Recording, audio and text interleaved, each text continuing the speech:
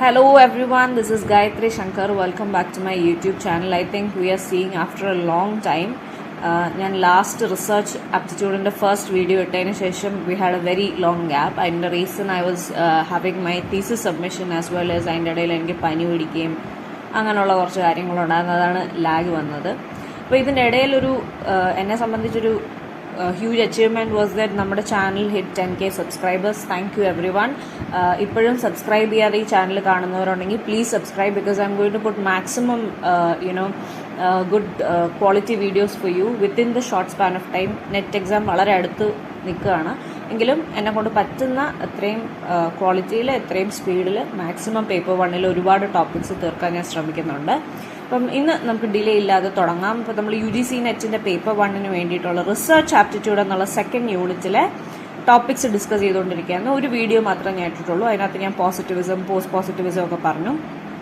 ഇന്ന് in the second video will be discussing about steps in research. നമ്മുടെ first വീഡിയോയിൽ തന്നെ ഞാൻ സ്റ്റെപ്സ് ഇൻ റിസർച്ചിനെ പറ്റിയിട്ട് ഒന്ന് ബ്രീഫായിട്ട് പറഞ്ഞുപോയി. ബട്ട് നമ്മൾ അതിനെപ്പറ്റി ഡീറ്റെയിൽ ആയിട്ട് അറിഞ്ഞിരിക്കണം, കാരണം അവിടെ നിന്നാണ് നിങ്ങളുടെ ക്വസ്റ്റ്യൻസ് വരുന്നത്. Then we'll be talking about what are variables, its types, what is hypothesis, its types, and also sampling methods. See, ഇത് നമുക്ക് ഓവറോൾ സോഷ്യൽ സയൻസ് ബേസിസിൽ ഇതെല്ലാം അറിഞ്ഞിരിക്കണം. നിങ്ങൾക്ക് നിങ്ങളുടേതായ സബ്ജക്റ്റിൽ ഡിഫറെൻ്റ് ആയിട്ടുള്ള ഒരു റിസർച്ച് മെത്തഡോളജി ആയിരിക്കും ഉള്ളത്. ബട്ട് ഇതാണ് നിങ്ങളുടെ പേപ്പർ 1 ചോദിക്കുന്നത്. Maybe for some of you like psychology, education, demography, sociology, അവർക്കൊക്കെ ഇത് തന്നെയായിരിക്കും പേപ്പർ 2 ചോദിക്കുന്നത്. So this is a very important video.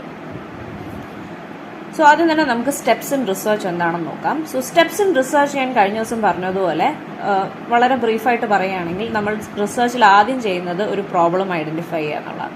Second thing we do is we review the related literature based on it. ആ പ്രോബ്ലവുമായിട്ട് ബന്ധപ്പെട്ട് ഇതിന് മുമ്പ് ആരൊക്കെ എന്തൊക്കെ വർക്ക് ചെയ്തിട്ടുണ്ടോ ആ വർക്ക് എല്ലാം നമ്മൾ എന്ത് ചെയ്യും, നമ്മളൊന്ന് റിവ്യൂ ചെയ്ത് നോക്കും. ഇറ്റ് ഹെൽപ്സ് എസ് ടു ആ ഡ്യൂപ്ലിക്കേഷൻ. ഇപ്പോൾ ആരെങ്കിലും ഓൾറെഡി ആ വർക്ക് ചെയ്തിട്ടുണ്ടെങ്കിൽ അത് ഡ്യൂപ്ലിക്കേറ്റ് ചെയ്യാതിരിക്കാൻ നമ്മളെ ഹെൽപ്പ് ചെയ്യാൻ വേണ്ടിയിട്ടാണ് നമ്മൾ എന്ത് ചെയ്യുന്നത്, റിവ്യൂ ഓഫ് റിലേറ്റഡ് ലിറ്ററേച്ചർ ചെയ്യും. Then you formulate research questions. നമ്മൾ റിവ്യൂ ചെയ്തതിന് നമ്മൾ കുറച്ച് റിസർച്ച് ക്വസ്റ്റ്യൻസ് ഉണ്ടാക്കും. എന്നിട്ട് ആ ക്വസ്റ്റ്യൻസിനെ പറ്റിയിട്ട് നമ്മൾ കുറച്ച് സ്മാർട്ട് ഗസ്സുകൾ, നമ്മുടെ ഒരു ഹ്യൂമെയിൻ ആയിട്ടുള്ളൊരു ക്വാളിറ്റി ആണെന്ന് തന്നെ പറയാം. നമ്മുടെ മുമ്പിലേക്ക് ഒരു ക്വസ്റ്റ്യൻ വന്നാൽ ഇതിൻ്റെ ഉത്തരം ഇതായിരിക്കുമോ എന്നൊരു ചിന്ത നമ്മുടെ ഓട്ടോമാറ്റിക്കലി പോകും. സോ ആ automatic thought and a smart ഗസ്സിനെ തന്നെയാണ് നമ്മൾ ഹൈപ്പോത്തിസിസ് എന്ന് പറയുന്നത്.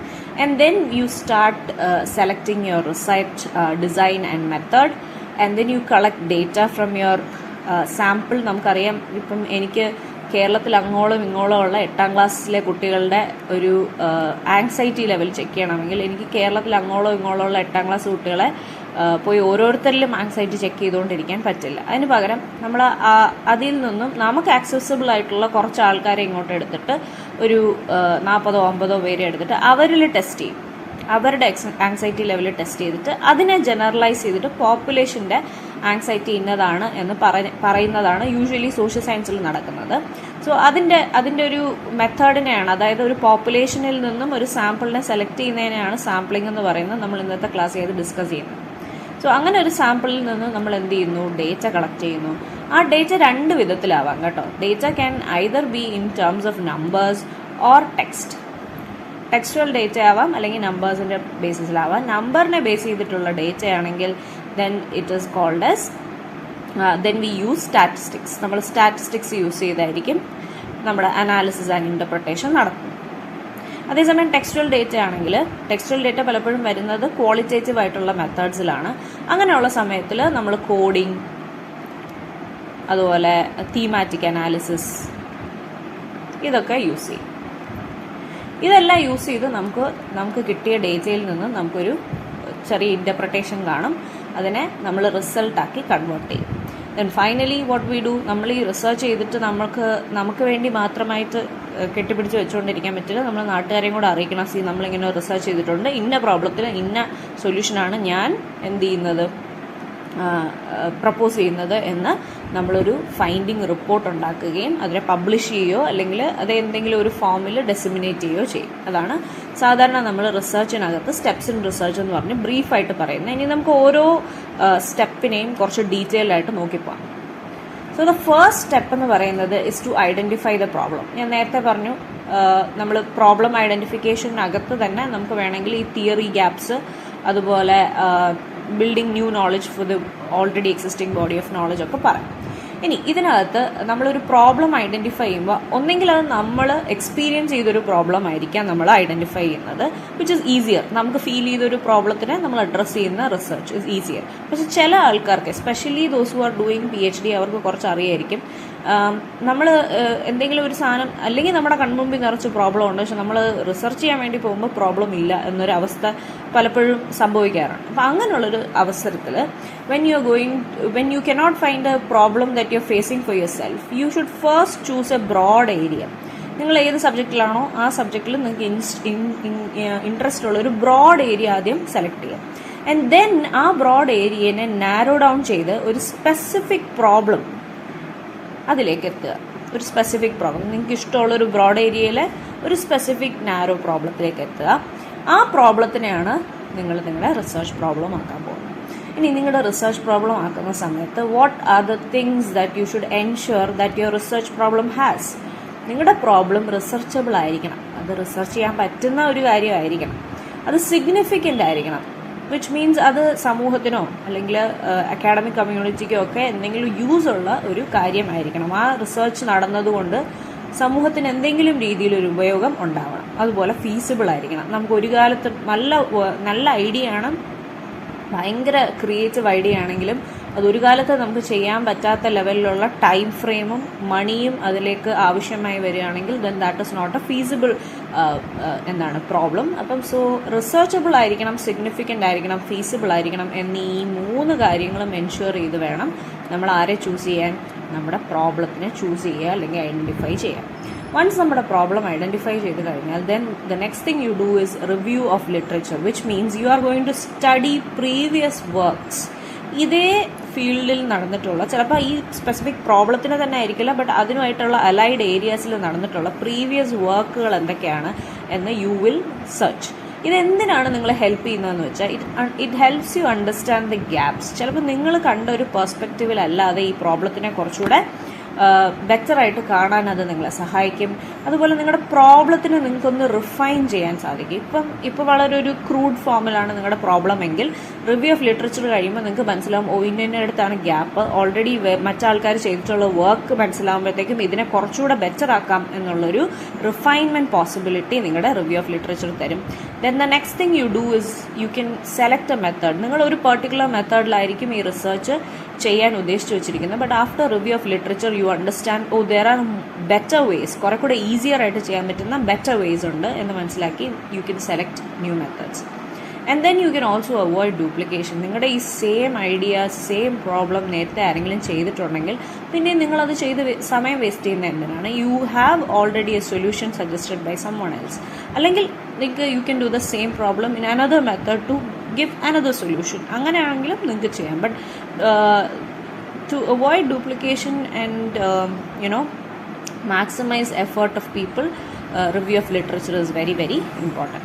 Once review of literature is done, our review of literature നിന്നും you will formulate your research questions, not objectives, sorry. You will formulate your research questions. Research questions എന്ത് ചെയ്യുക? Formulate ചെയ്യുക. Research question എന്തിനാണ് help ചെയ്യുന്നത്? So it actually research question states what the study intends to accomplish. നിങ്ങൾ എന്താണ് ഈ study കൊണ്ട് ചെയ്യാൻ ഉദ്ദേശിക്കുന്നത് എന്നുള്ളത് സ്റ്റേറ്റ് ചെയ്യുന്ന ഒരു സ്റ്റേറ്റ്മെൻ്റാണ് യുവർ റിസർച്ച് ക്വസ്റ്റ്യൻ. നമുക്ക് 2 രീതിയിൽ റിസർച്ച് ക്വസ്റ്റ്യൻസ് പറയാം. General research questions and specific research questions. General എന്ന് പറയുമ്പോൾ വളരെ ബ്രോഡായിട്ടൊരു റിസർച്ച് ക്വസ്റ്റ്യൻ ആയിരിക്കും. അതേസമയം സ്പെസിഫിക് എന്ന് പറയുമ്പോൾ ഒരു പെർട്ടിക്കുലർ സ്പെസിഫിക് സാധനമായിരിക്കും, അത് നമുക്ക് ഹൈലി മെഷറബിൾ ആയിട്ടുള്ള ഒരു കാര്യമായിരിക്കും. അപ്പം then I ask you, research question ഏറ്റവും ബെസ്റ്റ് ഏതായിരിക്കും ഫോർമുലേറ്റ് ചെയ്യാൻ? So always a specific measurable research question formulate ചെയ്യുന്നതാണ് നല്ലത്. So research question is actually a guide to the investigation. നമുക്ക് ഒരു നല്ല ക്വസ്റ്റ്യൻ ഉണ്ടെങ്കിലേ അതിൻ്റെ ഉത്തരം കണ്ടെത്താൻ പറ്റും. Even when we are finding the problem it is very vague in nature. നമ്മൾ റിവ്യൂ ഓഫ് ലിറ്ററേച്ചർ കഴിഞ്ഞ് റിസർച്ച് ക്വസ്റ്റ്യൻ ഉണ്ടാക്കുമ്പോഴാണ് ഒരു പ്രോപ്പർ ക്വസ്റ്റ്യൻ ഫോം ചെയ്യുന്നത്. അപ്പോൾ പ്രോപ്പർ ക്വസ്റ്റ്യൻ ഫോം ചെയ്ത് കഴിഞ്ഞാൽ ഒരു പ്രോപ്പർ ആൻസർ കണ്ടുപിടിക്കാൻ പറ്റുള്ളൂ. നമുക്ക് കുറേ വേഗ് ഐഡിയാസ് ഉണ്ടായാൽ പോരാ, ക്വസ്റ്റ്യൻ പ്രോപ്പർ ആയിരിക്കണം. അപ്പോൾ ആ ക്വസ്റ്റ്യൻ ഫോർമുലേറ്റ് ചെയ്യുന്ന വെരി ഇമ്പോർട്ടൻറ്റ് പാർട്ട് ഓഫ് റിസർച്ചാണ്. സോ വൺസ് ഞാൻ നേരത്തെ പറഞ്ഞ പോലെ നമുക്കൊരു ക്വസ്റ്റ്യൻ നമ്മുടെ മുമ്പിൽ എത്തിക്കഴിഞ്ഞാൽ ഒരു ഹ്യൂമൻ നേച്ചറാണ് is to form a smart guess about the answer of the question. അതിനാണ് നമ്മൾ ഹൈപ്പോത്തസിസ് എന്ന് പറയുന്നത്. It is a predictive statement about the relationship or differences between variables. Variables എന്താണെന്നുള്ളത് ഇനി വരുന്ന സ്ലൈഡ്സിലുണ്ട്. സോ അതിനെപ്പറ്റി ഞാൻ ഇപ്പോൾ ഡീറ്റെയിൽ ചെയ്യുന്നില്ല. ബട്ട് നിങ്ങളുടെ റിസർച്ചിനകത്തുള്ള വേരിയബിൾസിനെ പറ്റിയിട്ടുള്ള റിലേഷൻഷിപ്സ് അല്ലെങ്കിൽ ഡിഫറൻസസിനെ പറ്റിയിട്ടുള്ള ഒരു പ്രഡിക്റ്റീവ് സ്റ്റേറ്റ്മെൻ്റ് ആയിരിക്കും ഹൈപ്പോത്തസിസ്. ഇനി it is derived from theory and literature and tested using statistical methods. Statistical methods use ചെയ്തിട്ടായിരിക്കും നമ്മൾ എന്ത് ചെയ്യുന്നത്, ഇതുപോലുള്ള ഹൈപ്പോത്തസിസുകളെ ടെസ്റ്റ് ചെയ്യുന്നത്. ഹൈപ്പോത്തസിസ് എന്തൊക്കെ ടൈപ്പ് ഹൈപ്പോത്തസിസ് ഉണ്ടെന്നൊക്കെ നമ്മളിപ്പോൾ ഉടനെ ഡിസ്കസ് ചെയ്യുന്നതാണ്. നെക്സ്റ്റ് സ്റ്റെപ്പ് 5 എന്ന് പറയുന്നത് once you have your research question done, അതിൽ നിന്നൊരു hypothesis done, the next thing is to define your variables. Variables എന്ന് പറയുന്നത് is actually nothing but things that keep on changing. ഒരു ചേഞ്ച് വരാൻ സാധ്യതയുള്ള എന്ത് ക്യാരക്ടറിസ്റ്റിക്സിനെയും നമുക്ക് വേരിയബിൾ എന്ന് പറയാം. അതുപോലെ വേരിയബിളിൽ നമ്മൾ ഈ വേരിയബിളിനെ ഡിഫൈൻ ചെയ്യുക എന്ന് പറയുന്നത് വെരി ഇമ്പോർട്ടൻറ്റ്. ഫോർ എക്സാമ്പിൾ ഞാനൊരു കുട്ടി എക്സാമ്പിൾ പറയാം. നമുക്ക് ഒരു സ്റ്റഡി നടത്തണം. എൻ്റെ കോളേജിലെ ഫസ്റ്റ് ഇയർ സ്റ്റുഡൻസിൽ അവരുടെ ഇടയ്ക്കുള്ള വിമൻ എംപവർമെൻറ്റിനെ പറ്റിയിട്ടുള്ള അഭിപ്രായം എന്താണ് എന്നൊരു സർവേ എനിക്ക് നടത്തണം എന്നാണ്. സോ ഈ സർവേ നടത്തുന്ന സമയത്ത് വിമൻ എംപവർമെൻറ്റ് എന്താണ് എന്ന് റിസർച്ചർക്ക് നല്ല ധാരണ വേണം. കാരണം നമുക്കറിയാം നമ്മുടെ ഈ സയൻസിലൊക്കെ ഇപ്പം ഞാൻ പറയുകയാണ്, ഞാനിവിടെ 1 മീറ്റർ റിബൺ കട്ട് ചെയ്തു എന്ന് പറഞ്ഞു കഴിഞ്ഞാൽ ഈ 1 മീറ്റർ ഞാൻ ഈ കേരളത്തിലിരിക്കുന്ന ഞാൻ 1 മീറ്റർ കട്ട് ചെയ്താലും, ഗ്രീസിലിരിക്കുന്ന ആരെങ്കിലും 1 മീറ്റർ കട്ട് ചെയ്താലും, അമേരിക്കയിലിരിക്കുന്ന ആൾ 1 മീറ്റർ കട്ട് ചെയ്താലും ഒക്കെ സെയിം ആയിരിക്കും. കാരണം ഇൻ സയൻസിൽ പൊതുവേ നമുക്ക് ഈ മീറ്റർ അതുപോലുള്ള കാര്യങ്ങളെല്ലാം വളരെ കോൺസ്റ്റൻ്റ് ആയിട്ടുള്ള നേച്ചറുള്ള കാര്യങ്ങൾ, ഐഡിയാസാണ്. സയൻസിൽ പൊതുവെയുള്ള ഐഡിയാസ് എല്ലാം വളരെ കോൺസ്റ്റൻ്റ് ആയിട്ടുള്ള ഐഡിയാസാണ്. പക്ഷെ അതേസമയം നമ്മൾ സോഷ്യൽ സയൻസിലേക്ക് വരുമ്പോൾ ഇപ്പോൾ വിമൻ എംപവർമെൻ്റ് എന്ന് പറഞ്ഞാൽ എൻ്റെ മനസ്സിലുള്ള വിമൻ എംപവർമെൻ്റ് ആയിരിക്കില്ല നിങ്ങളുടെ മനസ്സിലുള്ള വിമൻ എംപവർമെൻറ്റ്. അങ്ങനെ ഓരോ പേഴ്സണിലും ഇത് keeps on changing. The idea of women empowerment keeps on changing. അപ്പം ഇങ്ങനെയുള്ള കോൺസെപ്റ്റുകൾ അല്ലെങ്കിൽ ഐഡിയാസിലെ നമ്മൾ വിളിക്കുന്നത് കോൺസ്ട്രക്റ്റ് എന്നാണ്. It keeps on changing from person to person. So, but a constant idea is called a concept. It does not change from person to person. It is very defined. Whereas construct എന്ന് പറയുന്നത് from person to person it changes. അതുപോലെ gender എന്ന് ഞാൻ ധരിച്ചു വച്ചിരിക്കുന്ന definition ആയിരിക്കില്ല മറ്റൊരാൾ ധരിച്ചു വച്ചിരിക്കുന്നത്. അപ്പോൾ ഇതൊക്കെ കോൺസ്ട്രക്റ്റുകളാണ്. അപ്പം ഇങ്ങനെ പലർക്കും പല ആശയങ്ങളുള്ള ഒരു വിഷയത്തിനെ പറ്റി, ഒരു വേരിയബിളിനെ പറ്റി, ഇപ്പോൾ വിമൻ എംപവർമെൻ്റ് എന്ന് പറയുന്ന ഒരു വേരിയബിളാണ്. ഓരോരുത്തർക്കും അതിനെ പറ്റിയിട്ടുള്ള അഭിപ്രായം വ്യത്യാസമുള്ളതും ചേഞ്ച് ചെയ്യുന്നതുമാണ്. അപ്പം അങ്ങനെയുള്ളൊരു സാധനത്തിനെ പറ്റി പഠിക്കുമ്പോൾ നമ്മൾ എന്താണ് അതിനെപ്പറ്റി പഠിക്കാൻ ഉദ്ദേശിക്കുന്നത് എന്ന് പറയുമ്പം നമ്മളുടെ ഡെഫിനിഷൻ ഓഫ് വിമൻ എംപവർമെൻറ്റ് അവിടെ ഓപ്പറേഷണലൈസ് ചെയ്യണം. So operational definition specify how each variable will be measured. ഞാൻ മെഷർ ചെയ്യാൻ പോകുന്ന വിമൻ എംപവർമെൻ്റ് എന്ന് പറയുന്നത് ഇന്നതാണ് എന്ന് നമ്മൾ കൃത്യമായിട്ട് എന്ത് ചെയ്യണം, ഓപ്പറേഷണലൈസ് ചെയ്തിരിക്കണം. Once you have operationally defined your variable then you will be able to measure it effectively. ഇല്ലെങ്കിൽ പലരിലും പല അർത്ഥമുള്ള ഒരു കോൺസെപ്റ്റിനെ നമ്മൾ എന്ത് ചെയ്യാൻ പോകുമ്പോൾ, മെഷർ ചെയ്യാൻ പോകുമ്പോൾ ഇറ്റ് വിൽ ബി ഡിഫിക്കൾട്ട്. അപ്പം അതിനു മുമ്പ് after your hypothesis the next stage is to operationally define your variables so that എന്താണോ നിങ്ങൾ മെഷർ ചെയ്യാൻ ഉദ്ദേശിക്കുന്നതെന്ന് ഇൻ ദ വർക്ക് നിങ്ങൾക്കും കൃത്യമാണ്. നിങ്ങൾ പിന്നീടുള്ള എല്ലാ പ്രോസസ്സിലും ആരെങ്കിലും എക്സ്പേർട്സിനെ കാണിക്കുമ്പോൾ അവർക്കും കൃത്യതയുണ്ട്. ഓക്കെ, ഇയാൾ ഇന്ന കാര്യമാണ് മെഷർ ചെയ്യാൻ ഉദ്ദേശിക്കുന്നത്, വിമൻ എംപവർമെൻറ്റിൽ ഇന്ന കാര്യം. ഓക്കെ, ഇയാൾ ഉദ്ദേശിച്ചിരിക്കുന്ന വിമൻ എംപവർമെൻറ്റ് ഇതാണ് എന്ന് മനസ്സിലാക്കാൻ വേണ്ടിയിട്ടാണ് ഈ ഒരു പെർട്ടിക്കുലർ സ്റ്റേജ് ചെയ്യുന്നത്. I hope that is clear. എന്തെങ്കിലും ഡൗട്ട് ഉണ്ടെങ്കിൽ താഴെ കമൻറ്റ് ബോക്സിൽ കമൻറ്റ് ചെയ്താൽ മതി. നെക്സ്റ്റ് വീഡിയോയിൽ ഞാൻ ഇതിനെപ്പറ്റി ഡീറ്റെയിൽ ആയിട്ട് ഒന്നുകൂടെ സംസാരിക്കാം. Next one, select research design. Once നമ്മൾ വേരിയബിൾസിനെ ഡിഫൈൻ ചെയ്ത് കഴിഞ്ഞാൽ next step is to select your research design. Research design is like a blueprint for the research, അല്ലെങ്കിൽ ഒരു മാപ്പാണെന്ന് പറയാം. നമ്മുടെ ഡോറ ബുജിയിലെ മാപ്പില്ലേ, the person who shows the right path. അതുപോലെയാണ് നമ്മുടെ റിസർച്ച് ഡിസൈൻ. നമുക്ക് നമ്മുടെ പ്രോബ്ലം അറിയാം, നമ്മുടെ സ്മാർട്ട് ഗെസ് ഉണ്ട്, നമ്മുടെ വേരിയബിൾസ് എന്താണെന്ന് നമ്മൾ ഓപ്പറേഷനിൽ ഡിഫൈൻ ചെയ്ത് വെച്ചിട്ടുണ്ടെങ്കിൽ അടുത്തത് നമുക്ക് വേണ്ടതൊരു മാപ്പാണ്. നമ്മുടെ ഈ പ്രോബ്ലത്തിൽ നിന്ന് ഒരു സൊല്യൂഷനിലേക്ക് പോകാനുള്ള മാപ്പ്. ആ മാപ്പിനെയാണ് നമ്മൾ റിസർച്ച് ഡിസൈൻ എന്ന് പറയുന്നത്. It will give you the steps to be followed. നമ്മൾ ആ ഡിസൈൻ സെറ്റ് ചെയ്ത് കഴിഞ്ഞാൽ ആ സ്റ്റെപ്സിൽ കൂടെ കറക്റ്റായിട്ട് പോയി കഴിഞ്ഞാൽ എന്തായാലും ഓബ്വിയസ്ലി നമ്മൾ എവിടെ എത്തും? നമ്മുടെ റിസൾട്ടിലെത്തും.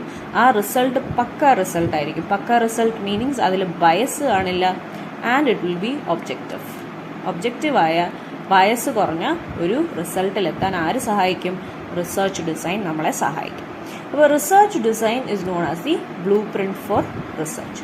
ഇനി ഈ നമുക്ക് പല ടൈപ്പ് ഓഫ് റിസർച്ച് ഡിസൈൻസ് ഉണ്ട്. ക്വാണ്ടിറ്റേറ്റീവ് റിസർച്ച് ഡിസൈൻ ഉണ്ട്, ക്വാളിറ്റേറ്റീവ് ഉണ്ട്, മിക്സ്ഡ് മെത്തേഡ്സ് ഉണ്ട്, ആൻഡ് ഇത്രയും നമുക്ക് പഠിക്കാനും ഉണ്ട്. സോ ഇപ്പം നെക്സ്റ്റ് കമ്മിങ് വീഡിയോ ഞാൻ ഇതായിരിക്കും ഡിസ്കസ് ചെയ്യുന്നത് about research designs. What are they?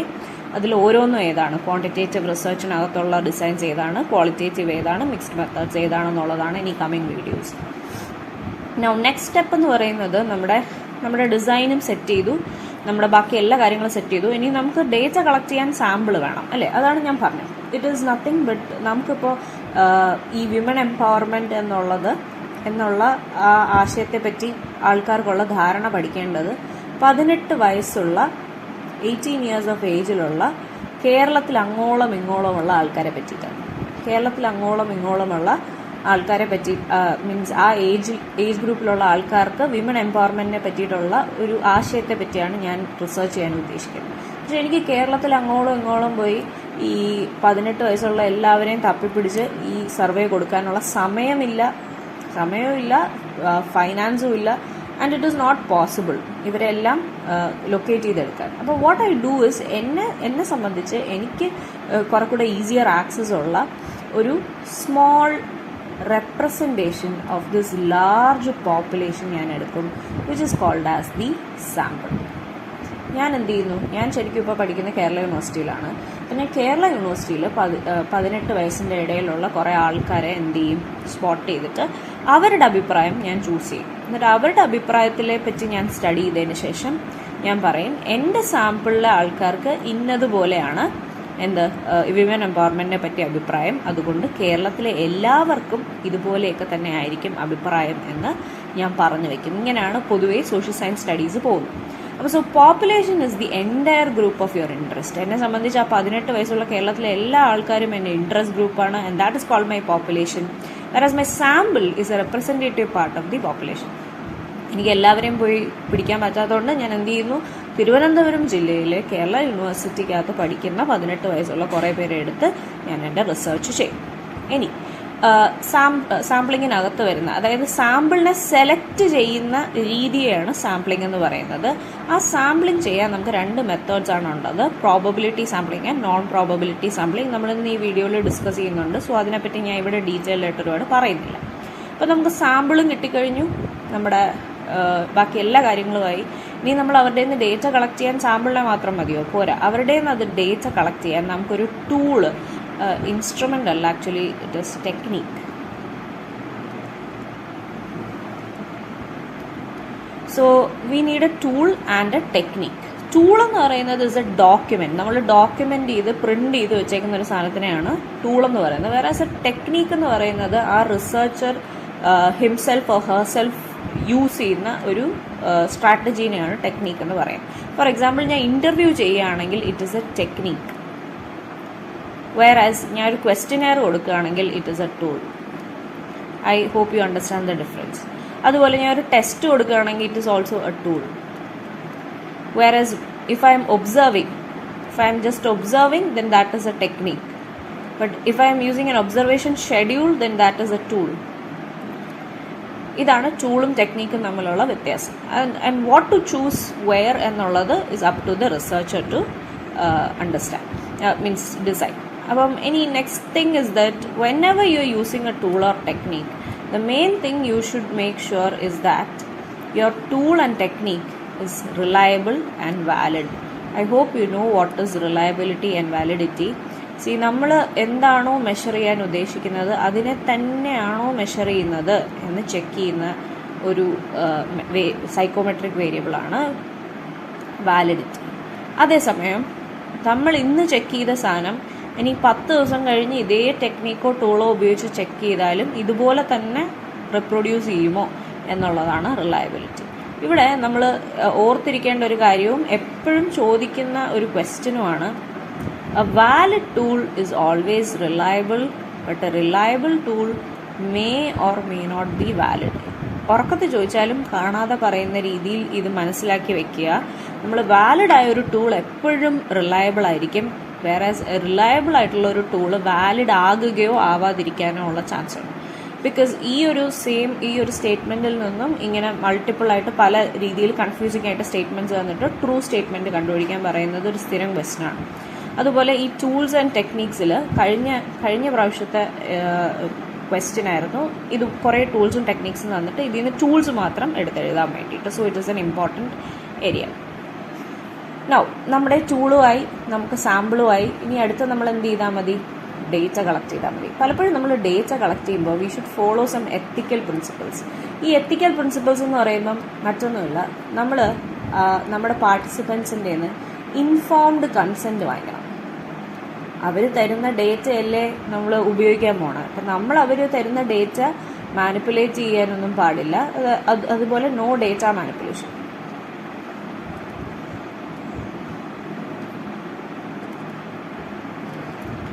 അതുപോലെ അവരുടെ ഇൻഫോം കൺസെൻറ്റ് വേണം. അവരുടെ നിന്ന് ഞാൻ ഡേറ്റ കളക്ട് ചെയ്യണം. അപ്പോൾ അവർ എനിക്ക് കൺസെൻറ്റ് തരണം, ദാറ്റ് ഞാൻ തരുന്ന ഡേറ്റ തങ്ങൾ റിസർച്ചിന് ഉപയോഗിച്ചോ എന്നുള്ള കാര്യം കൺസെൻറ്റ് ചെയ്യണം. അപ്പം ഇൻഫോം കൺസെൻറ്റും വാങ്ങിക്കണം അവരുടെ നിന്ന്. ആൻഡ് അവരുടെ ഡേറ്റയെ നമ്മൾ എന്ത് ചെയ്യാൻ പാടില്ല? മാനിപ്പുലേറ്റ് ചെയ്യാൻ പാടില്ല. പലപ്പോഴും നമ്മൾ റിസർച്ചിൽ ഒരു ഹൈപ്പോത്തിസിസ് ഫോം ചെയ്തിട്ടാണ് നമ്മൾ എന്തിനു പോകുന്നത്? ഡേറ്റ കളക്ട് ചെയ്യാനും അത് ടെസ്റ്റ് ചെയ്യാനും പോകുന്നത്. പലപ്പോഴും നമ്മുടെ ആഗ്രഹം എന്ന് പറയുന്നത് നമ്മുടെ ഹൈപ്പോത്തിസിസ് ട്രൂ ആവണം എന്നുള്ളതാണ്.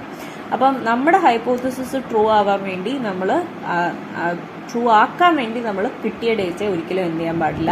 മാനിപ്പുലേറ്റ് ചെയ്യാൻ പാടില്ല. And that comes under the ethical principles. Next one is maintaining accuracy and consistency. നമ്മൾ ഡേറ്റ കളക്ട് ചെയ്യുമ്പം ആക്യുറേറ്റ് ആയിട്ടും കൺസിസ്റ്റൻ്റ് ആയിട്ടും ഡേറ്റ കളക്ട് ചെയ്യുക. And avoid biases. ഈ ബയസ് വരുന്നത് എപ്പോഴും നമ്മൾ ടൂളല്ല ടെക്നീക്സ് യൂസ് ചെയ്യുമ്പോഴാണ്. ഡേറ്റ കളക്ഷന് ടെക്നീക്സ് ആണ് യൂസ് ചെയ്യുന്നതെങ്കിൽ നമുക്ക് ബയസ് വരാനുള്ള ചാൻസ് ഉണ്ട്. ഇപ്പം നമ്മൾ ആസ് എ ഹ്യൂമൻ ബീങ് നമ്മുടെ ഓപ്പോസിറ്റ് ഇരിക്കുന്ന ഹ്യൂമൻ ബീങ്സിനെ ജഡ്ജ് ചെയ്യാൻ ശ്രമിക്കും. അപ്പോൾ അങ്ങനെ ജഡ്ജ് ചെയ്യുന്ന സമയത്ത് അവർ പറയുന്ന ചില കാര്യങ്ങൾ നമ്മൾ അക്സെപ്റ്റ് ചെയ്യില്ല. അവരവരുടെ റിയാലിറ്റി ആയിരിക്കും പറയുന്നത്, നമ്മളത് അക്സെപ്റ്റ് ചെയ്യാൻ തയ്യാറല്ലെങ്കിൽ നമ്മുടെ ഡേറ്റ എന്ത് പറ്റും? ട്വീക്ഡ് ആയിപ്പോവും. ഒരുപാട് ഉള്ള റിയാലിറ്റിയിൽ നിന്നും വളരെ വിപരീതമായൊരു ഡേറ്റ ആയിരിക്കും നമ്മൾ ഉണ്ടാക്കുന്നത്. അപ്പം നമ്മളെപ്പോഴും നമ്മുടെ ബയസുകളെ അവോയ്ഡ് ചെയ്യാൻ ശ്രമിക്കുക. Especially during interviews and observations നമ്മൾ ബയസ് ഇല്ലാതിരുന്നാൽ മാത്രമേ നമുക്ക് നല്ല ഡേറ്റ കിട്ടുകയുള്ളൂ. And then the step 10 is data analysis. നിങ്ങൾക്ക് കിട്ടുന്ന ഡേറ്റ എന്താണോ? ഇപ്പോൾ നിങ്ങൾക്കൊരു ക്വാണ്ടിറ്റേറ്റീവ് ഡേറ്റയാണ് കിട്ടുന്നത്. ക്വാണ്ടിറ്റേറ്റീവ് ഡേറ്റ ആണെങ്കിൽ ഒബ്വിയസ്ലി നിങ്ങളുടെ ഡേറ്റ നമ്പർ ബേസ്ഡ് ഡേറ്റ ആയിരിക്കും. അതേസമയം ക്വാളിറ്റേറ്റീവ് ഡേറ്റ ആണെങ്കിൽ നിങ്ങളുടെ ഡേറ്റ ടെക്സ്റ്റുവൽ ഡേറ്റ ആയിരിക്കും. So if your data is quantitative which means അത് നമ്പേഴ്സിൻ്റെ ബേസിസിലാണ് നിങ്ങൾക്ക് data കിട്ടിയിട്ടുള്ളെങ്കിൽ you can use statistical analysis അല്ലെങ്കിൽ എന്തെങ്കിലും type of scientific experiment. But if your data is textual then you can use coding and thematic analysis. ഇതിനെപ്പറ്റി detailed ആയിട്ട് next വീഡിയോയിൽ ഞാൻ സംസാരിക്കുന്നതായിരിക്കും. ഇനി അടുത്തത് ഇൻ്റർപ്രിട്ടേഷൻ ആൻഡ് റിപ്പോർട്ട് റൈറ്റിംഗ്. നമുക്കറിയാം നമ്മുടെ ഒബ്ജക്റ്റീവ്സും ഹൈപ്പോത്തസിസും ഒക്കെ സാറ്റിസ്ഫൈ ചെയ്ത് നല്ലൊരു റിസൾട്ടാണ് കിട്ടുന്നതെങ്കിൽ അത് നമുക്ക് മാത്രമുള്ളതല്ല, നമ്മളത് എല്ലാവരോടും ഷെയർ ചെയ്യാനുള്ളതാണ്. So the next thing what you do is you either write a report or thesis and put it up for publication. അങ്ങനെയുള്ള സമയത്ത് you do not just include the findings. നമ്മൾ ഈ മോളിൽ പറഞ്ഞ എല്ലാ കാര്യങ്ങളും നിങ്ങൾ റിപ്പോർട്ടിൽ ഇൻക്ലൂഡ് ചെയ്യണം. But you should also add the implication of the study. ഈ റിസൾട്ടിൽ നിന്ന് നിങ്ങൾക്ക് എന്ത് മനസ്സിലായി? ഇൻ റിയൽ ലൈഫ് കോണ്ടെക്സ്റ്റ് സത്യം പറഞ്ഞ ഈ റിസൾട്ട് എന്താണ് ചൂണ്ടിക്കാണിക്കുന്നത്? അതുപോലെ limitations of your study and further suggestions for research കൂടെ എന്ത് ചെയ്യണം? നിങ്ങൾ ഇതിനകത്ത് ആഡ് ചെയ്യണം. Now, നമ്മൾ റിസർച്ചിൻ്റെ സ്റ്റെപ്സ് പറയുമ്പോഴത്തേക്കും you should also talk about action research. I think I have already said about this. So action research is nothing but a practitioner led research to solve an immediate problem. നമുക്ക് class റൂമിലൊക്കെ ഒരു immediate problem വരികയാണെങ്കിൽ നമുക്ക് ഈ review of related literature ഒന്നും ചെയ്തുകൊണ്ടിരിക്കാൻ സമയമില്ല. അപ്പം തന്നെ ആ പ്രോബ്ലം എന്ത് ചെയ്യണം, സോൾവ് ചെയ്തെടുക്കണം. അപ്പോൾ അങ്ങനെ ഒരു അവസരത്തിൽ നമ്മൾ പ്രാക്ടീഷണർ മീനിങ് ടീച്ചർ ചെയ്യുന്ന ഒരു ഇമ്മീഡിയറ്റ് റിസർച്ചിനെയാണ് practitioner led research or action research എന്ന് പറയുന്നത്. It was first used by Kurt Lewin. അത് മുമ്പോട്ട് വയ്ക്കുന്നത് കർട്ട് ലെവിൻ ആണ്. ഫോർ ഓർഗനൈസേഷണൽ മാനേജ്മെൻറ്റ് പ്രോബ്ലംസ്, ഒരു ഓർഗനൈസേഷനിൽ ഉണ്ടാവാവുന്ന മാനേജ്മെൻറ്റ് പ്രോബ്ലംസിനെ സോൾവ് ചെയ്യാൻ വേണ്ടിയിട്ടാണ് കർട്ട് ലെവിൻ ഇത് മുമ്പോട്ട് വെക്കുന്നത്. ബട്ട് ഇത് എഡ്യൂക്കേഷനിൽ ആദ്യമായി ഉപയോഗിച്ചത് സ്റ്റീഫൻ എം കോറിയാണ്. This is a question that was asked I think 2 or 3 times in NET itself, paper 1. Any action research-ലേക്ക് വരുമ്പോൾ steps are different. You have to first identify the problem, then you have to plan an action, then you implement the plan, and then you observe and collect data. നിങ്ങൾ ഒരു plan ഉണ്ടാക്കി അത് implement ചെയ്തു, അത് work ചെയ്യുന്നുണ്ടോ എന്ന് check ചെയ്യാൻ you observe and collect data, and then finally you reflect and revise. നിങ്ങൾക്ക് തോന്നുകയാണ് ഓക്കെ നിങ്ങളുടെ പ്ലാൻ വർക്ക് ചെയ്തു എങ്കിൽ good, if not you revise your plan and do things again. അപ്പോൾ this helps actually improving classroom practices and also encourages teacher involvement. ഇതാണ് basically ആര് ചെയ്യുന്നത്, action റിസർച്ചിൽ നമ്മൾ ചെയ്യുന്നത്. ഇനി the most important topic, what is a variable. ഞാൻ നേരത്തെ പറഞ്ഞു, any characteristics, attribute or property that varies among individuals is called a variable. എന്തെങ്കിലും ചേഞ്ച് സംഭവിക്കുന്നുണ്ടെങ്കിൽ അതൊരു ഇൻഡിവിജ്വലിനെ ബേസ് ചെയ്തിട്ടുള്ള ചേഞ്ച് ആണെങ്കിൽ then that is called as a variable. നമുക്ക് for example age ഒരു variable ആണ്. ഞാൻ എന്നും ഒരു വയസ്സല്ല, ഞാൻ ഓരോ വർഷം കഴിയുമ്പോഴും മാറിക്കൊണ്ടിരിക്കുന്ന കാര്യമാണ് ഏജ്. സോ അതിന് മാറ്റമുണ്ട്. ഇൻ്റലിജൻസ്, ഞാൻ കൂടുതൽ പഠിക്കുമ്പോൾ എനിക്ക് കൂടുതൽ ഇൻ്റലിജൻസ് ഉണ്ടാകുന്നു. So that changes. Teaching method, ഞാൻ എന്നും ഒരുപോലെയല്ല പഠിക്കുന്നത്, ഞാൻ ഒരുപാട് കണ്ടിന്യൂസ് പ്രൊഫഷണൽ ഡെവലപ്മെൻറ്റ് അണ്ടർഗോ ചെയ്യുന്നുണ്ട്. So my teaching method also keeps on changing. Motivation, എൻ്റെ മോട്ടിവേഷൻ അപ്സ് ആൻഡ് ഡൗൺസ് ആയിട്ടാണ് പോകുന്നത്, അല്ലാതെ സ്റ്റഡി സ്റ്റേറ്റിലല്ല. അപ്പം anything that is not constant and keeps on changing is called a variable. ഇനി നമുക്ക് മേജറായിട്ട് അറിഞ്ഞിരിക്കേണ്ടത് ടൈപ്സ് ഓഫ് വേരിയബിൾസ് ആണ്. ചോദ്യം വരുന്നതും അവിടെ നിന്നാണ്. വാട്ട് ഇസ് എ വേരിയബിൾ എന്നൊന്നും ഒരിക്കലും നെറ്റിന് ചോദ്യം വരാറില്ല. But what are the types of variables, അതിനെ നമുക്ക് മാച്ച് ദ ഫോളോയിങ്ങിലൊക്കെ എപ്പോഴും കാണാൻ സാധിക്കാറുണ്ട്. സോ ടൈപ്സ് ഓഫ് വേരിയബിൾസിനകത്ത് ബേസിക് ക്ലാസിഫിക്കേഷൻ, ഇത്രയും കാര്യങ്ങൾ അറിയാമെങ്കിൽ നിങ്ങൾക്ക് ഈസി ആയിട്ട് എല്ലാ ക്വസ്റ്റ്യനും ചെയ്ത് പോകാൻ പറ്റും. The first thing is the independent variable. ഇനി ഇത് മനസ്സിലാക്കാൻ വേണ്ടി ഞാൻ ഒരു എക്സാമ്പിൾ പറയാം. എനിക്കൊരു ക്ലാസ് ഉണ്ട്, എനിക്കൊരു ക്ലാസ് ഉണ്ട്. അത് ഒരു 8ാം ക്ലാസ്സാണ്. 8ാം ക്ലാസ്സിലെ കുറേ പിള്ളേർ എൻ്റെ കയ്യിലുണ്ട്. ഇപ്പോൾ ഇത് ഞാൻ സ്ഥിരം പഠിപ്പിച്ചുകൊണ്ടിരിക്കുന്ന ഒരു ക്ലാസ്സാണ്. അപ്പോൾ എനിക്ക് മനസ്സിലായി അവിടുത്തെ കുട്ടികൾക്ക് മോട്ടിവേഷൻ വളരെ കുറവാണ്. എൻ്റെ ഈ 8ാം ക്ലാസ്സിലെ പിള്ളേർക്ക് മോട്ടിവേഷൻ വളരെ വളരെ കുറവാണ്. അപ്പോൾ as a teacher I want to change this. എനിക്ക് ഈ മോട്ടിവേഷൻ ലെവൽസ് ഇൻക്രീസ് ചെയ്യണം. So what can I do? അപ്പോൾ obviously the thing that I am going to do is I am going to try a new teaching method. ഒരു പുതിയ teaching method ഞാൻ ഈ കുട്ടികൾക്ക് കൊടുക്കാൻ പോവാണ്. അപ്പം എൻ്റെ പ്രോബ്ലം എന്താണ്? കുട്ടികളുടെ മോട്ടിവേഷൻ ലോ ആണ്. അപ്പം ഞാൻ അവിടെ നടത്താൻ പോകുന്ന ഒരു ഐഡിയ എന്താണ്? ഒരു ന്യൂ ടീച്ചിങ് മെത്തേഡ് കൊണ്ടുവരും. ഇതിൽ നിന്നും എന്ത് സംഭവിക്കണം? എൻ്റെ കുട്ടികളുടെ മോട്ടിവേഷൻ എന്ത് ചെയ്യണം? ഇൻക്രീസ് ചെയ്യണം. ഇത്രയും കാര്യങ്ങളാണ് എൻ്റെ സ്റ്റഡിയിൽ ഞാൻ ഉദ്ദേശിച്ചിട്ടുള്ളത്. അപ്പോൾ ഇവിടെ ഞാൻ ആസ് എ റിസർച്ചർ മാനിപ്പുലേറ്റ് ചെയ്യുന്ന വേരിയബിൾ ഏതാണ്? വളരെ സിമ്പിളാണ്. ഞാൻ ഈ ആസ് എ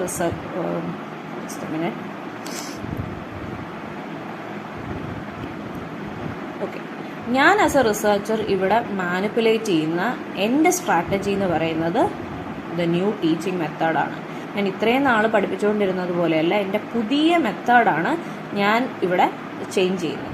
അപ്പം whatever variable that is being manipulated or selected by the researcher is called as the independent variable. അപ്പം ഈ ഒരു പെർട്ടിക്കുലർ എക്സാമ്പിളിനകത്ത് എൻ്റെ ഇൻഡിപെൻഡൻറ്റ് വേരിയബിൾ എന്ന് പറയുന്നത് എൻ്റെ ന്യൂ ടീച്ചിങ് മെത്തേഡാണ്. സിമ്പിൾ.